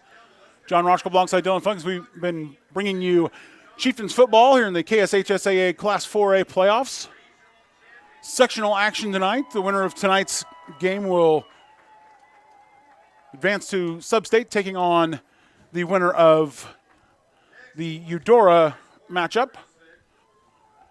You know, don't want to trying to not check on anything here on our browser to get information. We don't want to lose the streams that we've had such trouble getting up and running so far. We're going to kind of rely on our phones to see if we can get you that information. Here's the Tonganoxie boys soccer team here being recognized at half. A couple of young men from the soccer team also play for the football team. Jackson McWilliams, as we mentioned before, and Daniel Zazadi. McWilliams, a freshman goalkeeper for the Chieftains. Zazadi plays up front, and what great dedication from both the guys, because, you know, they have their dedication to soccer, and I imagine for both of them, soccer probably comes first, obviously, but also, you know, going from, you know, after school to those soccer practices and then also coming over to practice your kicks at football practice, it is no easy task, and it is not something that everybody, you know, can't just do. So for the dedication of both those young men to be doing soccer and coming over and helping us out over here on the football field as well, I applaud them. Yeah, absolutely. You know, again, mentioned throughout the season, I was one of those guys that you know, grew up playing soccer, still play soccer quite a bit. But after my sophomore year, kind of realized that the glory was more on the football field, so switched over and was a kicker. But again, you know, it is something that is very hard for a little bit. It's hard to make that adjustment, but then again, it's hard to kind of do double practice because, you know, soccer training is a lot of constant running and a lot of back and forth, and then, you know, in the football, you know, coming in at the tail end of it, you know, because again, neither one of these young men are, you know, they're at least fortunate that that they're just kicking. Again, when I was playing, playing offensive and defensive tackle as well, I was kind of involved the whole game there. But you really were overhauling it back in the day. Yes, I was. And you know, again, it was, you know, play Friday night and turn around and play JV on Monday the first year, and again, got in pretty good shape. Had, you know, pretty good kicks, but again, nothing like McWilliams has shown this year. And the thing that'll be interesting, because he's still a freshman, so if he keeps doing this double sporting for his sophomore to senior year, and when the scholarships start coming in, because they always say that the scholarship to be a kicker in football is kind of one of the more attractive things that you can get at a collegiate level in sporting. And we'll see which way he opts, and obviously it's one of those things that he has he has that flexibility to choose. Talking about recruiting, again, for a lot of buzz about Tyler Bowden and Brandon Martin. Kind of heard some offers are coming in as we talked to Coach Al Troyer in previous weeks. Again, both of those young men are just really kind of enjoying the process. We definitely aren't going to spoil any of that by releasing it to you, but we're going to do our best to bring you the National Signing Day ceremony once that rolls around in February. Mm-hmm. And it's great for those guys too, living here in the moment. Right now we're still here in the playoffs. It's not over yet, so let's keep it, focused here on Tonganoxie football before you guys start moving on to your, to their big future plans. Absolutely, and again, with the pandemic still stretching on, who knows what's going to happen in the future. But on a brighter note, we've got 3 minutes left till the end of our halftime break, and then another 3 minutes for the warm-up. We're going to take one more break. You're watching the Chieftains football halftime show on Tonganoxie Sports Live. Local and save at Brothers Market in Tonganoxie, where we treat you like family. Brothers Market has great everyday deals throughout the store. Enjoy fresh cut steaks from the meat department, the freshest fruits and vegetables from the produce aisle, and savor the flavors from the bakery. Check out their weekly ad to get the best deals on what you need. From apples to aspirin, Cool Whip to cool crisp lettuce. Brothers Market, open daily. Learn more at shopbrothersmarket.com. Everybody can make something, because I think everyone has a spark of creativity, and the reason that I have to keep making is because I don't think my life would be as fulfilling without it. If you make things yourself, that means you're not cowering in fear. You're out there taking chances. That, I think, is my way of saying I love you to the world. All right, now I want to hear why you make. Share your own Why I Make story today. Visit whyimake.org. It's easy to spot people who participated in high school sports and activities. Right on time. They learned important lessons like leadership, teamwork, respect. Hey, our meeting moved to 10. We'll be ready. Values that last a lifetime. We need to focus on 3 factors. Support high school sports and activities in your community. When kids take part, they get set for life.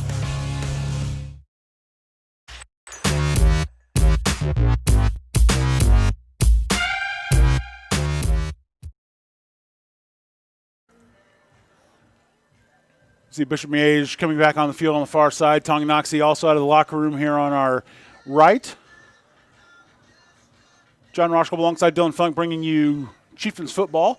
Halftime show is brought to you by Community National Bank in Tonganoxie. Community-minded, community-strong. Community National Bank is a small-town bank with big-time capabilities. For a full range of banking services, visit Community National at 231 North Main Street or online at communitynationalbank.net. Again, the warm-ups for both teams continue here as the first halftime clock ticks down. Reminder, in the high school game, we have another 3 minutes for each team to warm up after the official 15-minute end. Again, a lot of places it's a much longer trek from the field to the locker room. Tonganoxie is fortunate to have a gorgeous field house just on the south side of Beatty Field.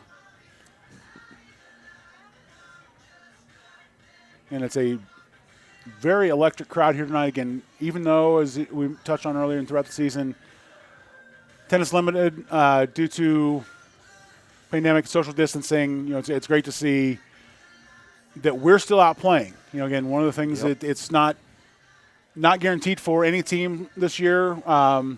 We've seen a lot of teams go by the wayside. Rockhurst on the Missouri side has had, got swept up in it. Odessa, a little bit further out, has gotten taken out. Paola on the first week of the playoffs was the beneficiary of a forfeit win over Ottawa.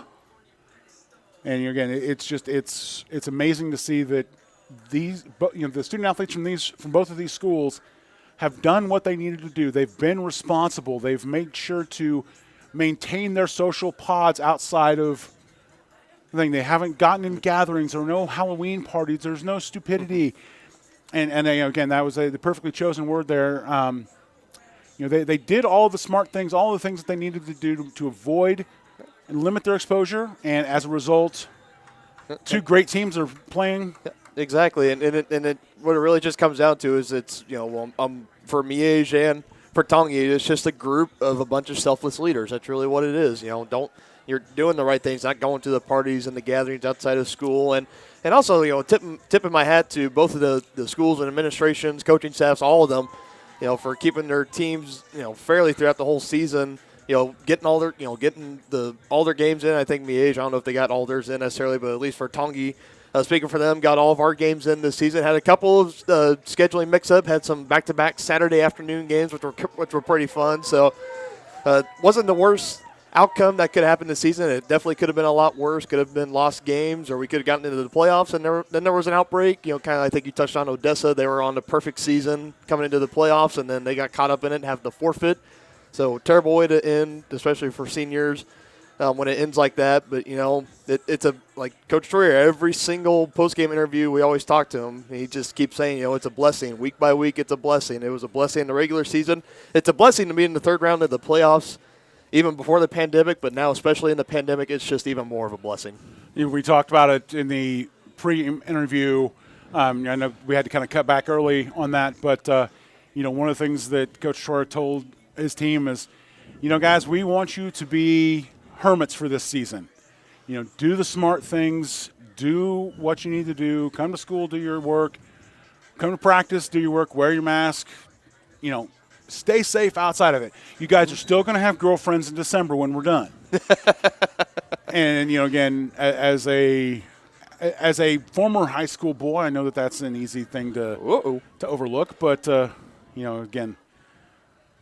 Anywho, yeah, back to football. Yeah.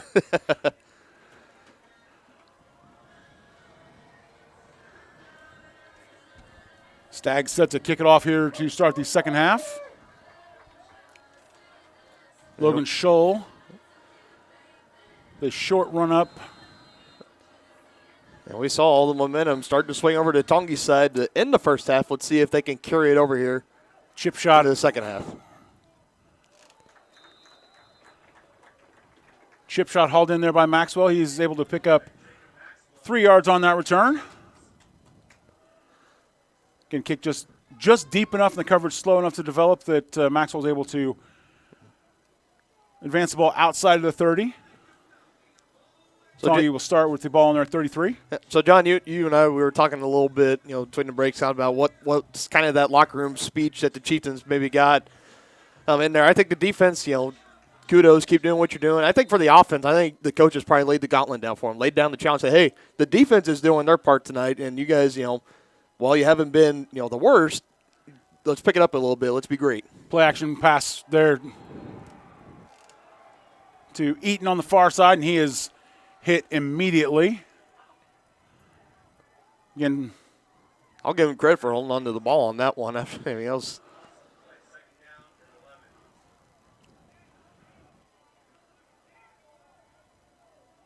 So, yeah, and that's kind of been one of the big things that's really been hurting this Chieftain offense is a lot of times on first downs they've had a tendency to kind of take steps back. We've seen a couple times of mishandled snaps from Poggi and Lowe, and that time just a negative play there.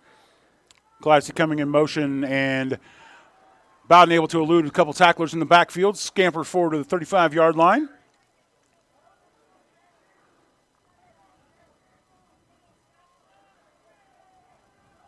And Gladys coming in motion in the near side, trying to be that lead blocker, help get that seal, but Miege off the line quick and able to get a little bit of penetration.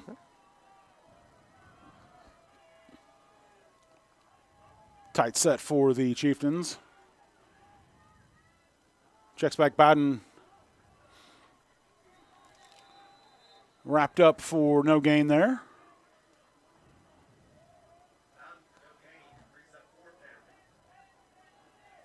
He's a fourth down for the Chieftains. He obviously probably not the start that the offense was hoping to have. Well, no, definitely not. And, when we talk about all the time, when you need that player, that conversion, put it in the hands of your playmaker. But I think I would have liked them to see it, give it to Poggi and let him try to make a pass there. But, it's short memory. Let's move on. Defense now, just keep doing what you've been doing. Let's try to get another stop, and let's get the ball back to us. Punt takes a Tonganoxie bounce and is down on the 28-yard line. We'll take a quick break. We'll be back with more third quarter action here on Tonganoxie Sports Live right after this. Boom! Hey, where you going? Can't get by me. I'm number 1 in this class. I rule this lab. I'm number 1. Hey, I don't think so. Yes! Welcome back to Beatty Field. Snap hands off to Birch. He's able to break free from the first tackler, but Brandon Martin able to wrap up and bring him down. Second effort. Second and 5.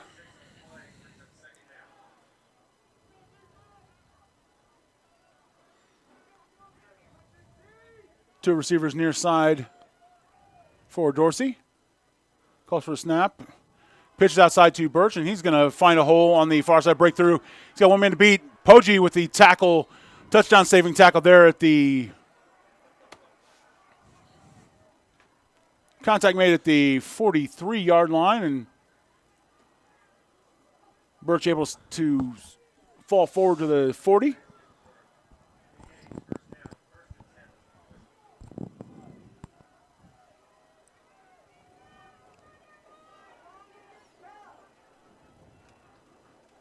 Two receivers, I hand off again to Birch, and he's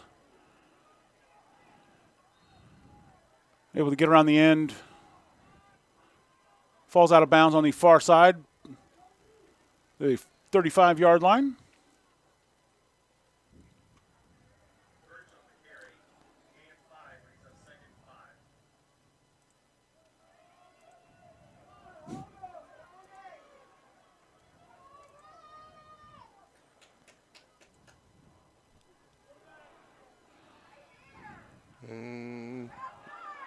Couple of cutbacks there by Putz. He's going to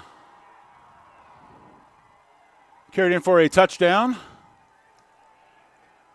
So kind of another point that's been very strong for this Chieftain defense is, wrapping up and tackling, on first contact. And really on that drive, just kind of not really seeing that much. Kind of getting that first contact and, not wrapping them up, bringing them down. That time we saw them, break the play off there, and now Miege coming right out here in the second half, putting 6, make that 7. Up on the board quick, and Chieftains are back down in a ditch right now. Maxwell again getting around the end, almost able to block that. Again, would have been great to see, but Tonganoxie going to have to see if they can get their offense in gear. Again, we're kind of coming, towards the end of the first half, the squad was kind of starting to get things rolling, but again, at the break.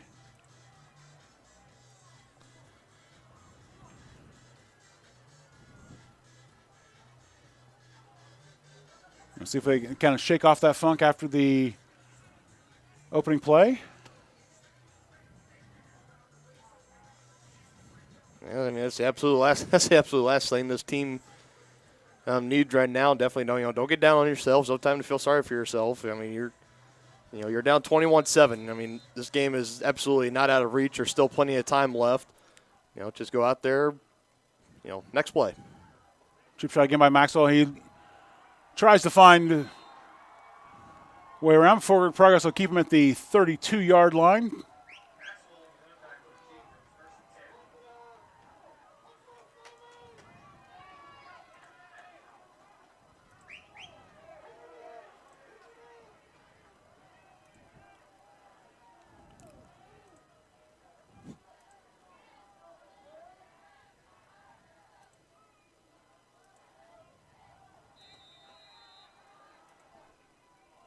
Three receivers top is set for Poggi. Bowden a couple yards off of the heels. Handoff to Bowden. He's going to make it around the outside. Max Heller comes flying through the line, firing off on a stunt, and almost able to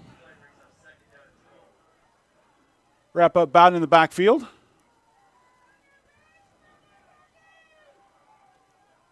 Yeah, right now the Chieftains are in need of that play, and what I mean by that play is they need that play. It doesn't have to be a big home run ball. It doesn't have to be a touchdown or something, but it needs to be kind of really similar to that Dallas Bond catch in the first half. They need something to really get a spark here and try to get momentum going. And that was not it. That was not it. Yeah. Ball was underthrown there by Poggi, and Conklin able to pick it off. Immediately out of bounds.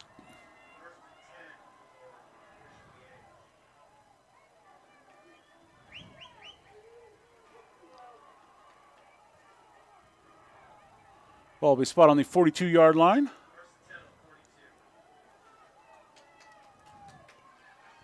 And that's the exact leadership for the viewers. You can see 84 Dallas Bond down there, clapping up, his defense, telling, hey guys, come on, we're, again, let's not get down on ourselves. We're still in this. Let's just get the stop here. Let's get the ball back to our offense. That's exactly what you love to see right now in this type of situation in a ball game. Tight formation for Bishop Miege. Snap comes back to Dorsey and handoff for the reverse, and got nowhere to run as Dallas Bond able to get first contact, and Sam Clydesty follows up and makes a tackle at the 50-yard line. 8-yard loss there for. Yeah, Bond absolutely not fooled on that play, doing a great job staying home. On those reverse plays, it's definitely, it's backbreaking for defense, especially when they run that reverse and they're able to get the edge on the other side to the reverse side of the ball field. That time, Bond doing a great job staying home, and Clydesty coming in and picking up. Hand off to Birch. He's going to bounce off a couple tacklers. Able to get 5 yards back of that 8-yard loss.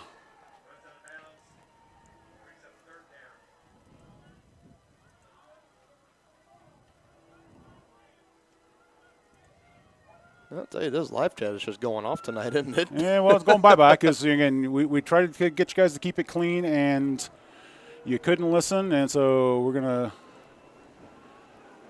again, out of respect for the student-athletes that are playing on the field, we're going to start deleting and hiding comments, and if you don't like it, Dorsey able to find his way out of the pocket and make a throw. Connects with Moeller, and he's going to fumble the ball at the end of the run, but it goes out of bounds. Yeah, I don't have the best angle on it, the best view of it, but that looked very, very close to being fumbled out of the back of the end zone there. Looks like they're going to call it down at the 2-yard line. Yeah, there. 2-yard line. So.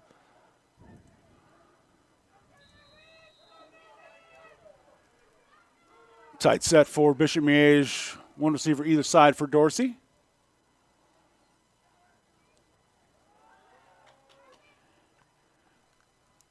Hand off to Conklin. He's wrapped up.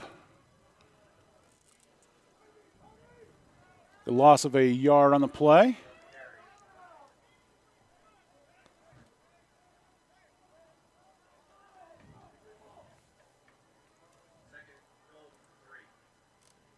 Actually losing a yard on that one, John.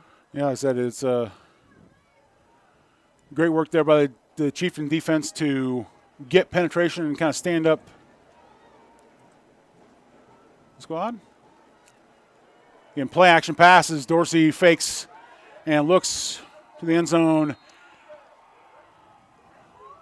Ball is caught. Touchdown, Bishop Miege. Moeller able to get his hands under that as he's diving to the ground, and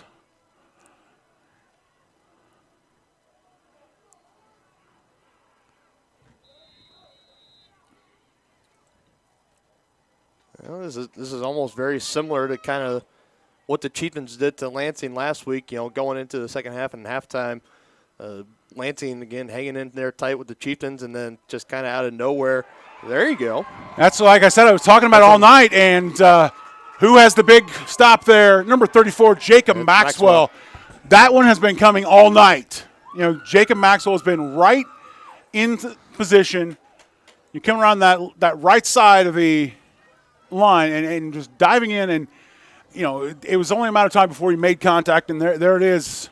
All right, yeah, right place, right time. Good, yeah. Great job, great hustle there by Maxwell coming off the edge. I'm trying to think for earlier in the season, I don't think we've had a blocked extra. We have blocked an extra point before, so. We have not seen a blocked extra point from either side this year. Again, it is kind of rare because with just a short chip shot distance, it's not like it's not like there's a lot of time for the outside men to get there, but Jacob Maxwell really hungry, showing up and showing out on that one. And that one, missed blocked extra point, it could be a difference maker as we get later and later into the game. A squib kick handled there by Maxwell. He's going to correction. Heston Robbins handles it, and got a little bit of extracurriculars going on after the fact. Again, the heated battle between these two teams. A lot on the line here as we have 6 minutes left to go here in the third quarter. 3 receivers to the right side for Blake Bogie. Dalsbaum comes in motion, checks back, handoff to Bowden. Bowden able to bounce off of a couple tacklers in the middle of the line and push forward for 2.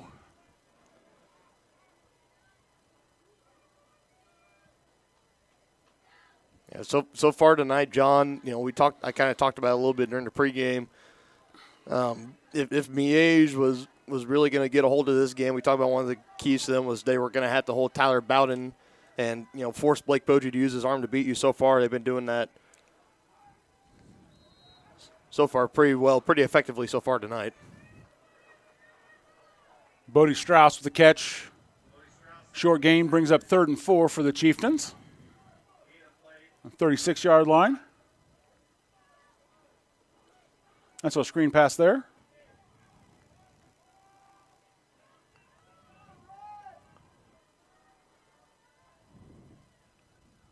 Two receivers top of the formation, tight near on the bottom.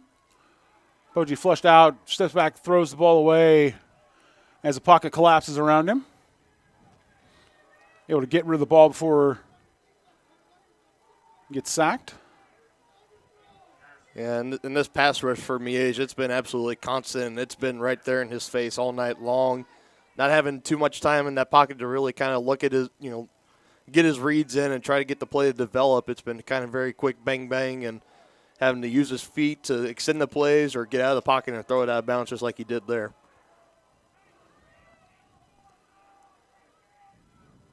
Two receivers top, Dalsbaum in the slot for Chieftains. Bogie punts it away, and again, going to take a Tonganoxie bounce and roll down to the 21-yard line.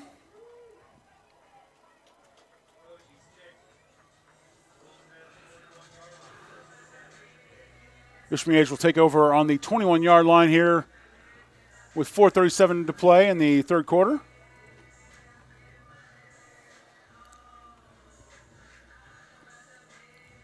Boy, wouldn't a turnover just be ideal right now? Be again, seen Miege come up with a couple of interceptions on the night, but that would definitely be the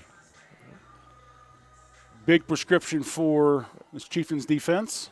And that's the one thing in all levels of football, whether it's Pee Wee or the pros, turnovers, they will always kill you.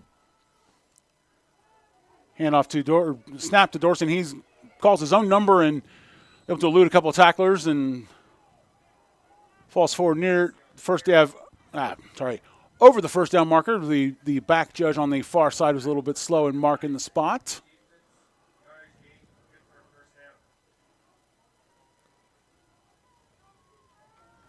And Dorsey not afraid to call his own number if the pass isn't there, and he had plenty of room to run there. And steps back, looks to pass, and flush from the pocket. Kind of steps, resets. My goodness. Rohan putts with the secondary route there, able to come crossing in the middle and make the grab.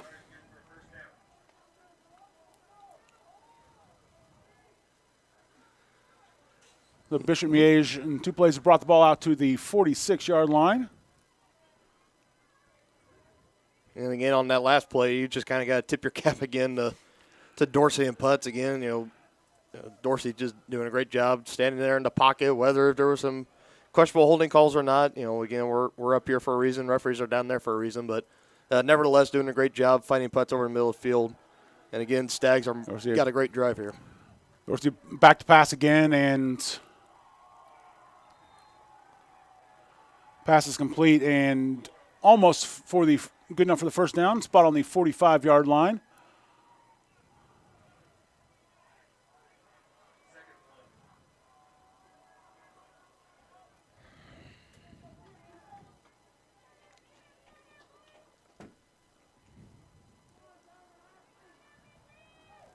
Two receivers near side for Dorsey. Handoff, and he gets stopped by Brandon Martin as he kind of stumbled there a little bit as he was kind of trying to collect the ball, and Brandon Martin took advantage of that little hiccup and came through. And my body kind of aches just watching that hit, John. What a way to bring the lumber. That's a tough one to watch up here because you're getting Birch kind of stumbled and was kind of hunched over, and then Martin just plowed into him and snap back to Dorsey. Quick pass on the outside, good for a first down. Finding his favorite target, Mac Muller.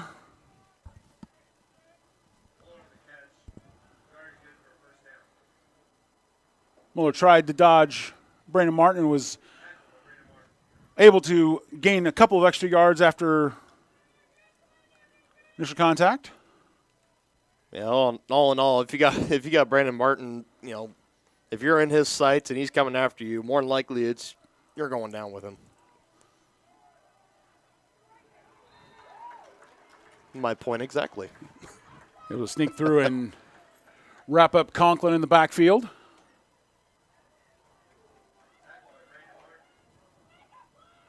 Also one on the play.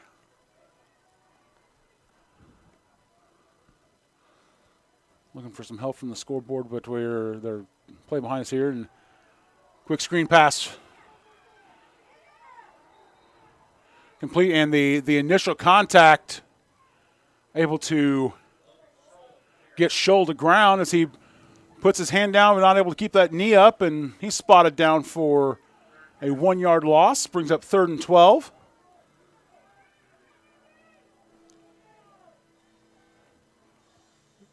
Pretty big play here coming up for the Chieftain defense, in desperate need of a stop here if they can get it. Two receivers top of the set for Dorsey. Scholl here on the near side. And yeah, as I say, Dallas Bond had a clear path, but man, Nathan Smith. That's again. I might have to hop off this headset for a minute. I was John. Gonna say this is getting a little frustrating. I was gonna say that one I can't blame you because again I applaud the great work, but that was. Again, we talked about it earlier. When you see that shoulder drop quick, it's good. If it stays down, you got to wonder. And yeah, and if it was just a couple times too, that'd be different. But the fact that it's been fairly blatant throughout the game, that's just another reason. And the Chieftain sideline and the home crowd here, they're just as frustrated as you and I are right now too. Smith listed on the roster at 6'2", 251. Is a couple inches over Dallas Bond's 6'4" frame, but Again, that's one of those things that it's, again, there's a reason why they're on the field. There's a reason why we're up here, but 30 seconds left here in the third quarter. Bishop Miege takes a timeout to talk it over.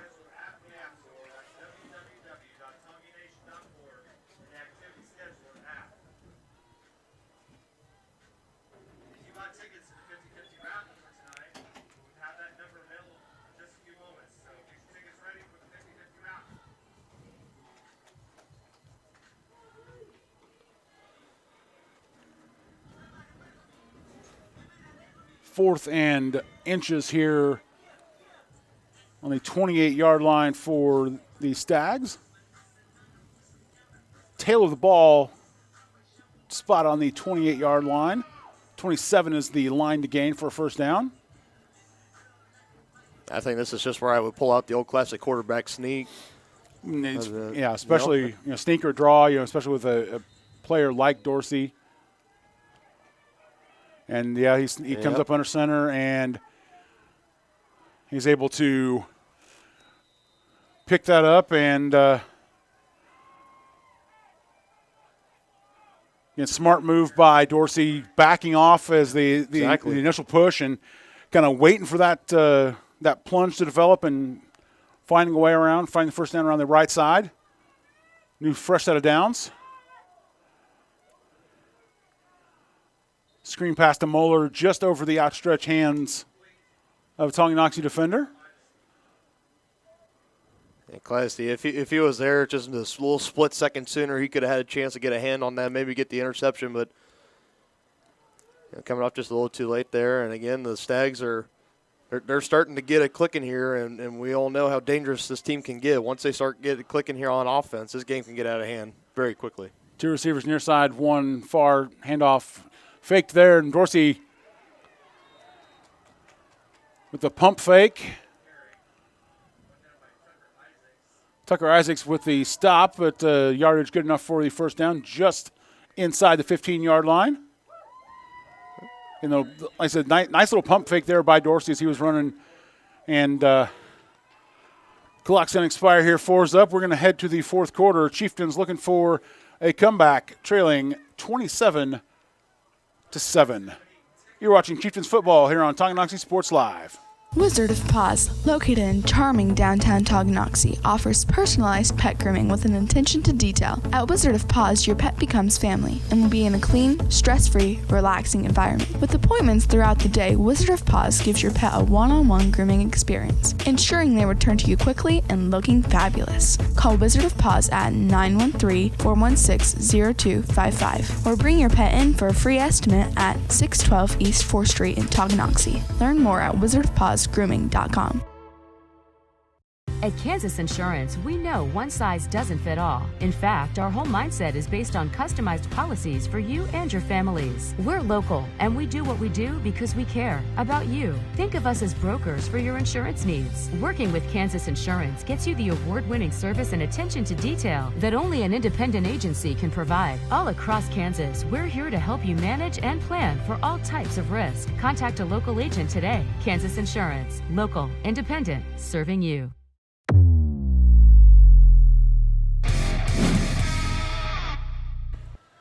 Welcome back to Beatty Field here in Tonganoxie. John Roshko alongside Dylan Funk bringing you the fourth quarter. Tonganoxie Sports Live presented by Kansas Insurance. Dorsey steps back. Doesn't find what he's looking for. He's forced to scramble a little bit and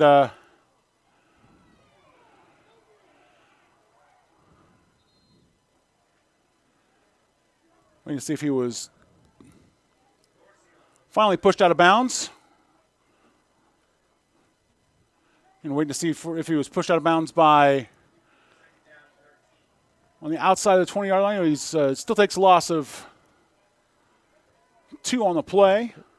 But especially for all that whirling and twirling that happened in the backfield, it could have ended up being a lot greater loss there. But again, great job by Dorsey using his legs, getting close up there to the line of scrimmage. Out of shotgun, Dorsey back to pass. Looks like T-Rex arms from George Gibson there as he has hands in close and just not able to come up with the ball there. Looks like he was getting ready to make sure that he had to tuck the ball after the catch, but obviously if you got the first part of that, you got to make sure to catch before the tuck. And third down for Tonganoxie. Again, be a huge stop for the Chieftains if they're able to hold Bishop Miege here. Yeah, absolutely. They got to find a way to try to stop the bleeding right now. Two receivers either side. Josh Conklin in the left hip pocket of Dorsey. Dorsey calls for the snap, steps back. Steps up, look to pass, and overthrown out of the back of the end zone. Trying to find Mac Moeller, and again, that ball was just too high for Moeller. Okay.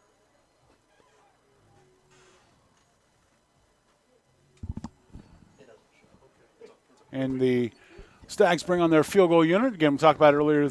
The Stags have had a few field goals on the season.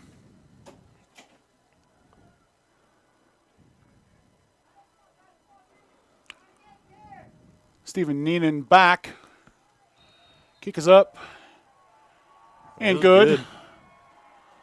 The Stags able to salvage a field goal out of that drive, but again, got to say it's definitely a moral victory, at least for the Chieftains, something to build on for the final 11 minutes here. Again, yeah, when you're able to drive the Stags back and hold them to a field goal, when you've struggled most of the night, again, you got to feel good about that. You got to again start with that and move forward. Yeah, but at some point though, this kind of optimism that's really been flowing through the sideline and stuff, it eventually has to come out on the football field in results. It was great when and we were going into halftime, and I talked about it too. It had to be a great feeling to them too, because we talked about Miege was absolutely just running all their opponents out of the stadium, within the first quarter and a half of their last two games, and the fact that it was still 14-7 at halftime, that was a huge win for the Chieftains. But it just kind of taking get the foot off the gas pedal, having a little bit more trouble getting the momentum started, swinging their way, and right now, they're in a little bit of a hole. It's still not over yet. Anything can happen, but they got to start getting points. They got to start getting results. And a great call there, letting it go to the end zone. Say, Cladis, the ball kind of glanced off of him, appeared to have glanced off of him, but again, the white hat was a bit screened.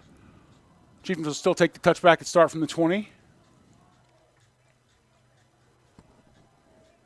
It's one of the things that we've unfortunately not been able to see the Chieftains return game this year, as nobody's either had the strength or the willingness to kick the ball to them. And late sub coming in for Tonganoxie. That's Aiden McIntosh. Coming to the right tackle spot. Under 5 seconds here. We'll snap pass there to Robinson. He's going to. I think if I were the Chieftains here, I would maybe try to go to that tempo offense. Now, we've seen them do it multiple times in the year when, they really needed to get out of their slump, get something going. We've seen them go to the tempo offense, kind of get them, once they're in that rhythm, get them staying in that rhythm, and also keeping the defense on their toes. I've yet to see it tonight. I probably would advise, though, we need to start going to the tempo, start speeding this up a little bit. Three receivers top of the set for Poggi. He calls for snap, hands off to Bowden. Bowden trying to find a hole around the outside. Looks to have gained a couple of yards there.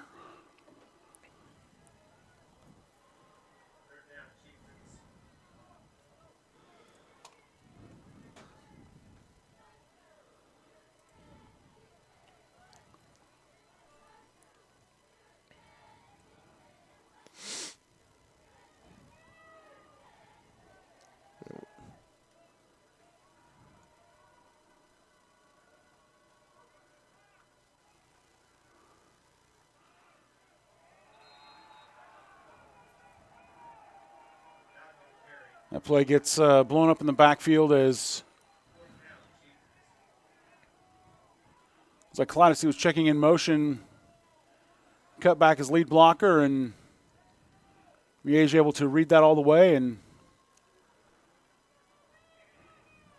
yeah, and you and I, we kind of hoped, we saw, Bowden really kind of starting to run loose, run wild there to close out the first half. But so far here in the second half, any offensive momentum for the Chieftains has just yet to be seen yet. Yeah. Chieftains will turn the ball over to the Stags after 3 and out. Again, not the recipe the Chieftains needed to kind of start this comeback.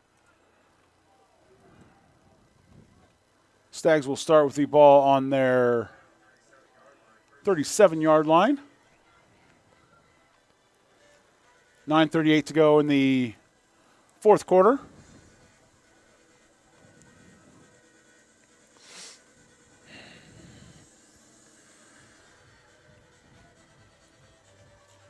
Winner of this game set to take on the winner between Lenexa St. James Academy and Baser Linwood. Last time we checked that was 4:35 to go in the third quarter. St. James Academy leading 35-14. Two receivers top of the set for Dorsey. Pitches the ball to, wait for the trailers to clear there, and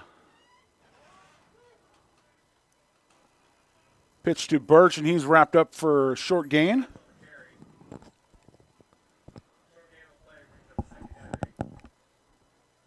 Update on the opposite side of the bracket here on the east side. Still 35-14 with a minute 45 left to go in the third. Two receivers top of the set. One receiver near side for Dorsey. Hand off to Birch, and he's going to cut back and again muster just a couple of yards as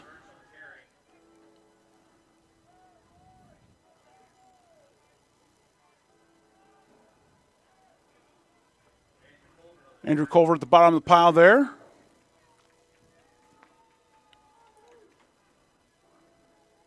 Third and 7 for Bishop Miege. And this is the time now for that Chieftain pass rush to get back there, get that sack, and try to get that spark going again for this team. Try to get something going. Two receivers near side. Dorsey looks back, and Bond again gets shoved from behind a little bit there, and pressure from the Chieftains and coverage on the secondary, able to force an errant throw, and Stags will punt the ball away.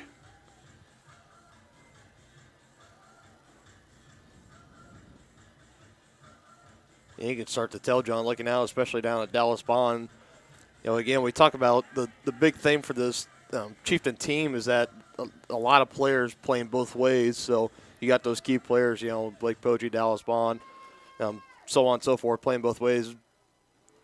Bond is looking a little fatigued right now, but still going out and giving it his best. Logan Scholl with the short punt down on the 32-yard line. And Classy racing forward, kind of putting pressure on the coverage team for Bishop Miege, making sure that they know that they're going to have to down it there.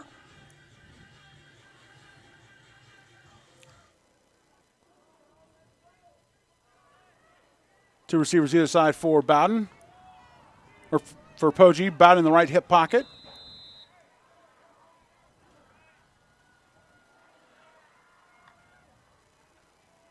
Quick play action pass and caught by Eaton. He breaks the tackle and comes near side. Breaks the second tackle and there you go. Almost across midfield. Great work there by Eaton on the snap pass from Poggi, able to break the first tackle and push forward for a first down and then some. Ball on the 47-yard line.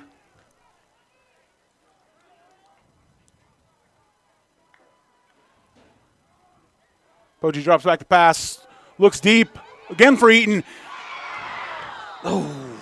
And we have a flag on the play as Eaton had that ball in his hands, and was interfered with. Flag flying in late here from the side judge. There you go. Number 16, James Eaton, doing his part, trying to step up and trying to be the playmaker here for the Chieftain offense. That time had the ball in his hands, just a little bit of a rough landing. Jarring it out there. I came over late, so I didn't see if there was interference or not, which looks like that's what they're going to call is some interference.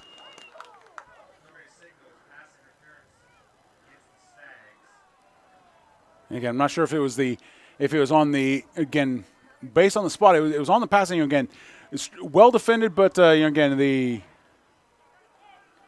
Bishop Miege player kind of had his hands all the way around.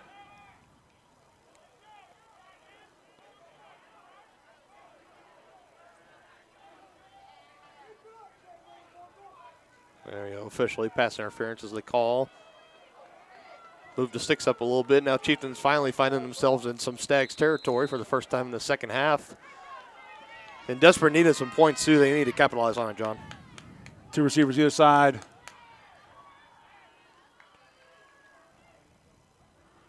And Poggi again looking deep. That time, pass intended for Robbins, but that one was well defended by Aiden Wing for Bishop Miege.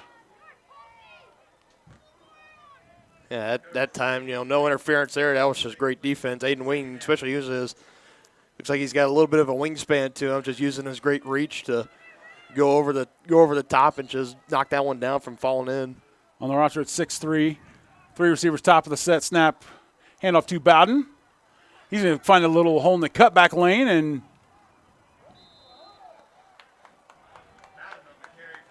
able to pick up 7 yards on that.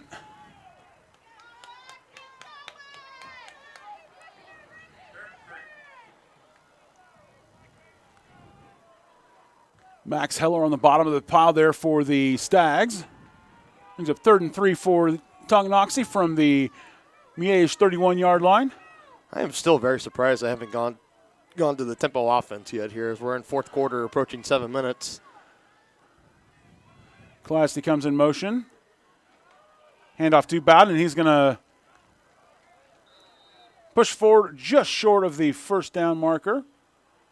See where the ball is spotted.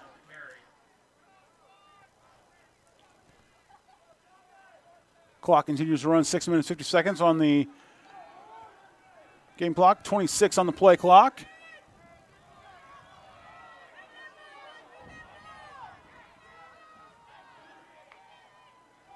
Hand off to Bowden. He's going to plunge through for first down yardage there. Again, pretty safe bet there on that 4th down and short.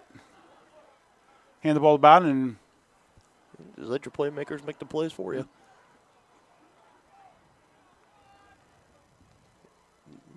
Robbins checking in. 2 receivers either side for Poggi.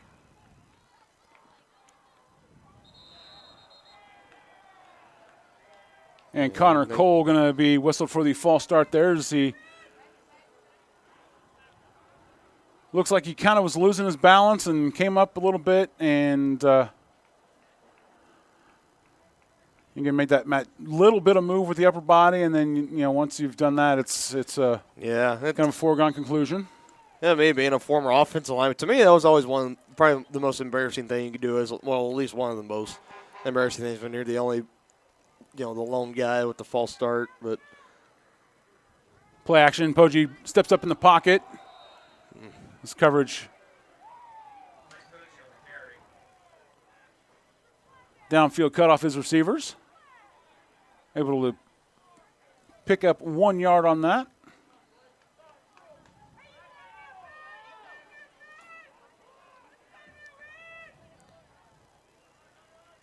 Second down,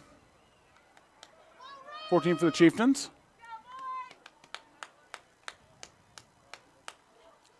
But he steps back again. Yeah, it's wrapped up in the pocket, kind of collapses around him, and he's slow to get up on that one too, and still a little hunched over. And these hits that he's been taking all night, they're starting to pile up on him, John. And he's going to start he's going to be feeling these definitely in the morning, probably tonight, really. Chieftains go to the Wildcat set. Clydesty, Colvert. Low snap, Clydesty able to corral it and break off a couple tackles and able to get forward to the original line of scrimmage, but wrapped up, bring up 4th down for the Chieftains. Looks like they will stay in the Wildcat set and go for it. Again, obviously we're in 4-down territory the rest of the way. Absolutely, no question about it. Then Clydesty not able to find any room there as he kind of waited for the cutback lane to develop, and it did not, and wrapped up. The Chieftains will turn the ball over on downs. Miege will start on their 25-yard line. 4 minutes, 54 seconds here.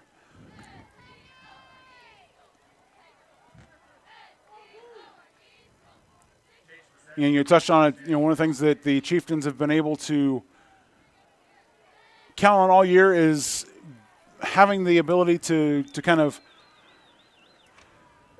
it's not fair to necessarily say that they weren't tested, but again they've had an answer for every team, and Bishop Miege definitely brings a physical element that Tonganoxie truly hasn't faced this season. Right. I mean, and if you're Miege, you don't become you don't win the state championship 6 times in a row, and it's starting to become more and more looking like the quest is going to continue for a 7th. But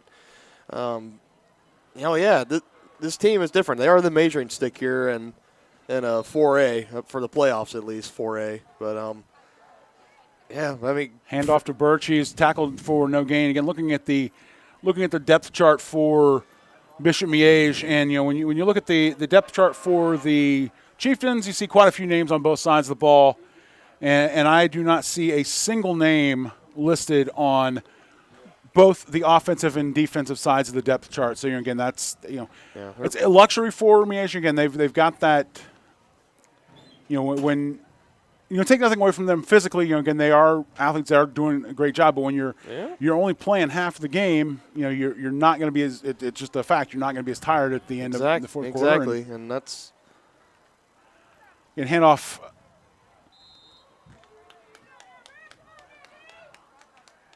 Up the middle. Trying to see. Handoff to Conklin, and he plunges forward for a couple of yards, brings up 3rd and 7. And just to touch again on that little, the platooning that you were talking about, the Miege having 11 for offense, 11 for defense. They could also just do that with the senior class they have, because I believe I was counting somewhere, and they got close to 21, 22 seniors on this team. So not only do you got that strong senior leadership on this team that can make a team great, but when you can make a starting offense and defense with just pure seniors, that just also goes to show how talented this team is. Dorsey back to pass. Finds the man near side, and Putt's able to dodge the tackler on the screen pass, scamper forward for a 1st down and change. Yeah, that's how you just got to try to do a better job, coming up, breaking down, and just going for the legs, taking them out by the legs that time, just. Ball spot at the 47. Yeah. The clock continues to run. Some of the fundamentals, offense and defensively for the Chieftains tonight that we've seen them be so great on through the whole season. A little bit of sloppy tonight, created some turnovers, some big plays where it should have been 1st down conversions, but they were. And that's just kind of part of the reason why they find themselves in the hole that they are now. Handoff to Conklin. He's going to push forward for a couple yards. Wrapped up shy of the 50. Ball spotted on the 49-yard line.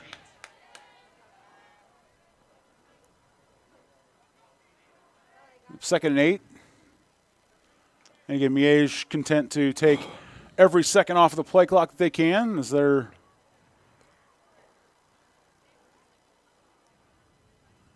looking at the sidelines. And we're just now at 10 seconds on the play clock, so they'll take this thing under 2 minutes to go.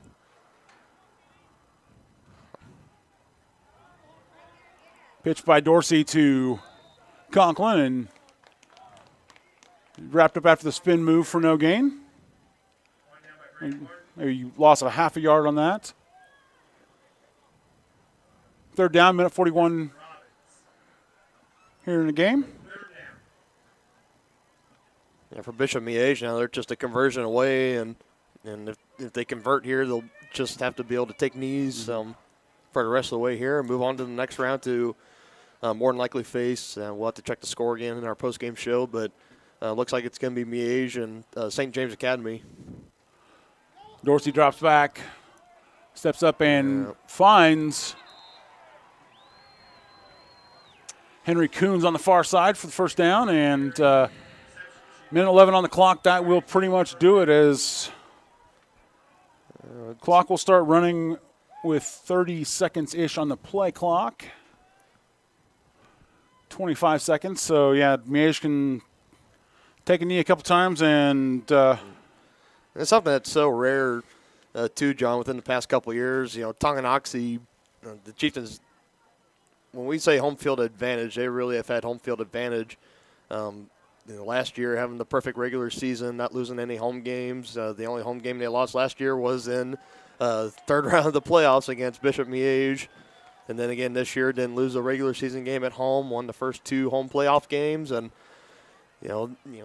unfortunately, again, they just run into that brick wall powerhouse, Miege, and in the third round of the playoffs. So, it's – I hate to see the season, in this way. Obviously, you never want to make an early exit in the postseason, but especially when you kind of get taken down by the 6-time and counting defending champs, it's a little tougher. But and Miege is going to not have to take another snap, as 10 seconds on the play clock as the game clock winds down to 3, 2, 1, and that's a final here at Beatty Field.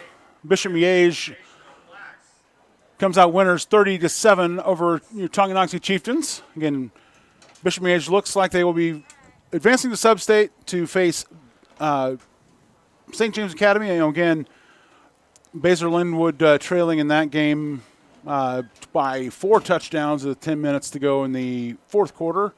St. James Academy added a touchdown to start, so it's 49-21. Again, to be a battle of the private schools for sub-state supremacy. And we'll be back with the SNS Body Shop postgame show right after this. You've been watching Chieftains football on Tonganoxie Sports Live. Bad play does come your way. Take your car to SNS Body Shop in Tonganoxie. SNS has been the area's premier auto collision repair center since 1972, working on all makes and models, glass replacement, bumper repair, fiberglass and plastic, color matching, and more. Plus, they work with all insurance companies. Get your ride back at the game. Learn more at snsautoandbody.com or call 913-369-3193. Number one, obviously, is safety. We definitely call 811 to find out if there are any buried lines, fiber optic, whether it be telephone or pipeline or anything. Don't take a chance. Don't think you know and say, well, I don't remember anything being put in there. Call 811 and make sure that that's identified, that there isn't something there before you make that crossing. Because in the end, we want everybody going home. At Kansas Insurance, we know one size doesn't fit all. In fact, our whole mindset is based on customized policies for you and your families. We're local, and we do what we do because we care about you. Think of us as brokers for your insurance needs. Working with Kansas Insurance gets you the award-winning service and attention to detail that only an independent agency can provide. All across Kansas, we're here to help you manage and plan for all types of risk. Contact a local agent today. Kansas Insurance. Local, independent, serving you. To be successful on the field or the court, you need a quality team. To be successful in the real estate game, you need the team at Whitebirch Properties Realty Executives in Tonganoxie. Amanda, Brianna, and Joanna make up this team of like-minded individuals with the goal of making the home buying and selling process enjoyable and stress-free. The team at Whitebirch Properties is in it to win it. Stop by and put together your game plan at 1203 State Avenue, Suite B in Tonganoxie, or call 913-417-1007.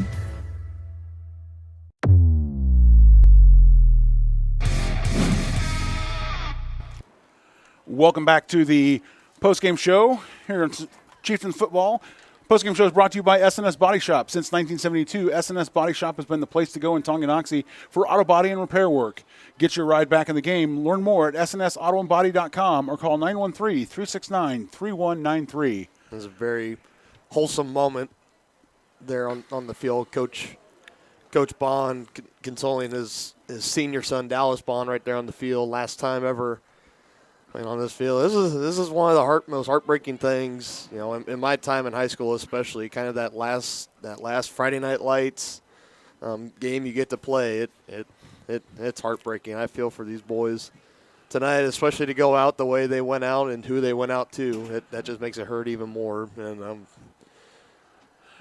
I'm gonna leave it at that because I have stronger emotions behind it. But and see, as an alum, obviously you've got to feel a lot closer to connection. Absolutely. And again, for me, again, I know the feeling because again, I was a high school student athlete. I swam, I played football, so I know that last event is killer. Again, right. Your heart is. When you're leaving the field, your heart is kind of stuck up right underneath your throat. You're like, okay, am I going to cry? Am I going to? And again, hats off to these seniors for the Chieftains. Again, had a great season. Great season. Again, it had to end sometime. Again, you kind of hope that the guys could have found a bit of a comeback there, but unfortunately was not in the cards. Again,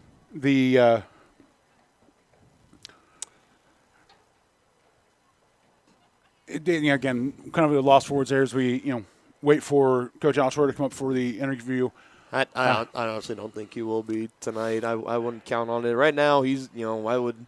Yeah, it's down to controlling his players, and again. Yeah, let's. Yeah. Again, we if we see him, great. If we don't, that's perfectly fine. Again, nothing.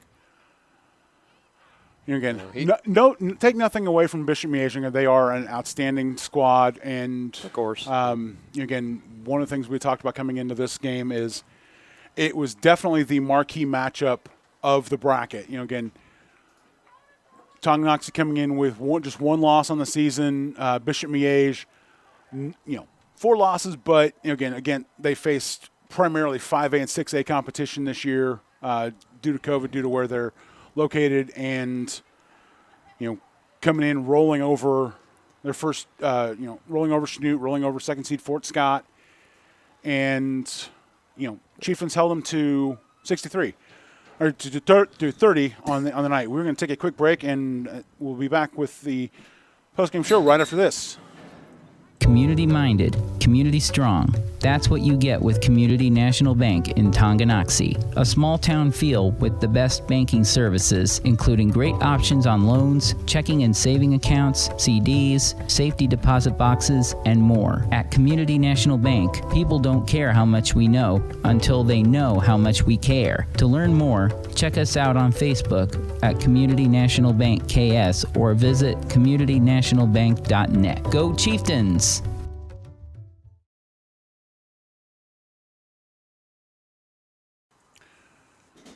All right, we are back here at the S&S Body Shop postgame show. John Rochhold joined in the booth by head coach Al Troyer. Coach, obviously, hard loss. Again, facing a tough team coming in. What are you telling your seniors who played their last game here tonight? Well, it's been a great season for them. I mean, they fought hard. I mean, we had great leadership, senior leadership from the captains on down.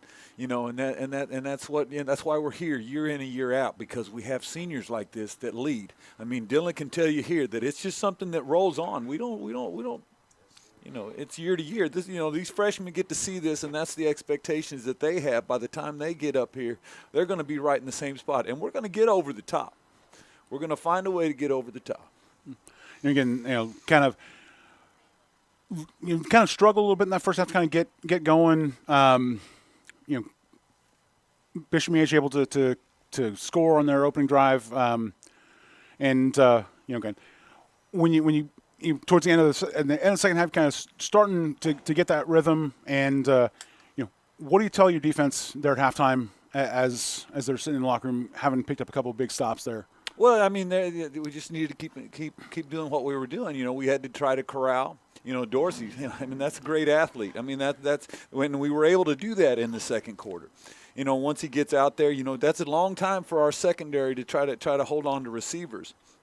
And for the most part, they did a great job in space. We struggled in space. They were quick and they were fast in space, and that's where we struggled. And you talk about the long time for the secondary to cover. Saw a couple of nice, one play that I think of is I think it was somewhere in the third quarter where number 10 Ron Putz kind of watched. The play was kind of developing. The secondary had everybody picked up, and then Putz kind of makes his secondary route on the crossing route, and Dorsey's able to pick him out for first down. And again, just tough to play against. Well, Dorsey made those plays happen, just by his feet, being able to escape and get outside and buy time, and he made plays. Yeah, no, absolutely. And again, it's tough. Take nothing away from Blake Poggi and the guys down on the field, but again, when you come up against a solid athlete like that, and we knew that was the X factor. We can be in coverage, we can be in the best coverage, but for to hold on to that long from guys that quick is pretty tough to do. And something Dylan and I talked about a little bit here at the end of the game here. You kind of saw a little bit of fatigue on our side. Again, because we got a lot of guys going both ways. Bishop Miege kind of having a little bit fortunate to be able to kind of split the roster. Again. Tough way to lose, but again, great season this year. Thank you. I mean, and guys like have looked great. The kids did a great job, and we just rebuild and do it again. I mean, we don't talk about doing a rebuilding time. We reload, and no one expects us to be here year after year, and here we are. We're coming back. Absolutely. Again, and looking back at the couple of the times when the second line is checked in, seen some good potential for next year. Again, looking forward to being back here up in the booth calling these games next year. And any final thoughts, Coach? Great season. We thank you all for coming out and doing this, week in and week out. I mean, it's nice for people at home to be able to see, to see what we do on a Friday night, if they can't make it to the game, especially during the COVID time, and to be out here and to have you guys broadcast. I mean, it's been a great experience, and we appreciate it. All right. Well, thanks a lot, Coach, and we'll let you back down to the team, and we'll be right back, take one more break, and close out the SNS Body Shop postgame show right after this. Trust mobile app, you can bank from anywhere. Check your balance while you're waiting in line here, or transfer funds while you're here. Forget to pay that bill? Pay it from here. Don't cut your visit short to go to the bank. Make your deposit from here. And remember, you're always welcome to bank right here. Did you know First State Bank and Trust has donated over $112,000 to Tonganoxie schools? Every time you swipe your Tonganoxie Chieftain debit card, we donate. For more information, visit us at firststateks.com. Member FDIC. Midwest Chiropractic Center in Tonganoxie is ready to get you back to being the active, energetic person you want to be. Midwest Chiropractic offers a friendly and caring environment with the most comprehensive care for your chiropractic, rehabilitative, and fitness needs. Dr. Robert Shook and Dr. Daniel Haug at Midwest Chiropractic Center care about your health, and their approach to care proves it. To schedule your appointment, call 913-369-0022 or visit them at mwchiropractic.com.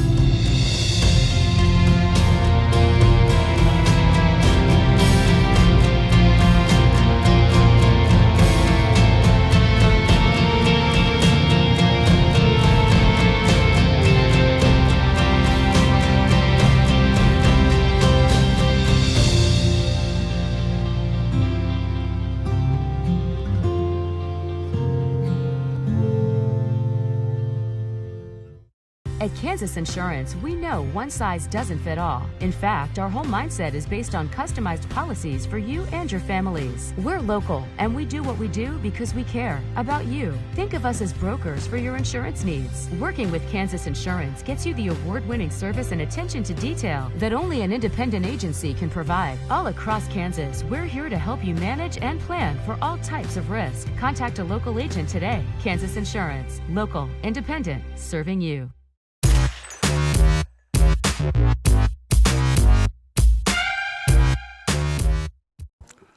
Welcome back to Beatty Field here for the last time this fall.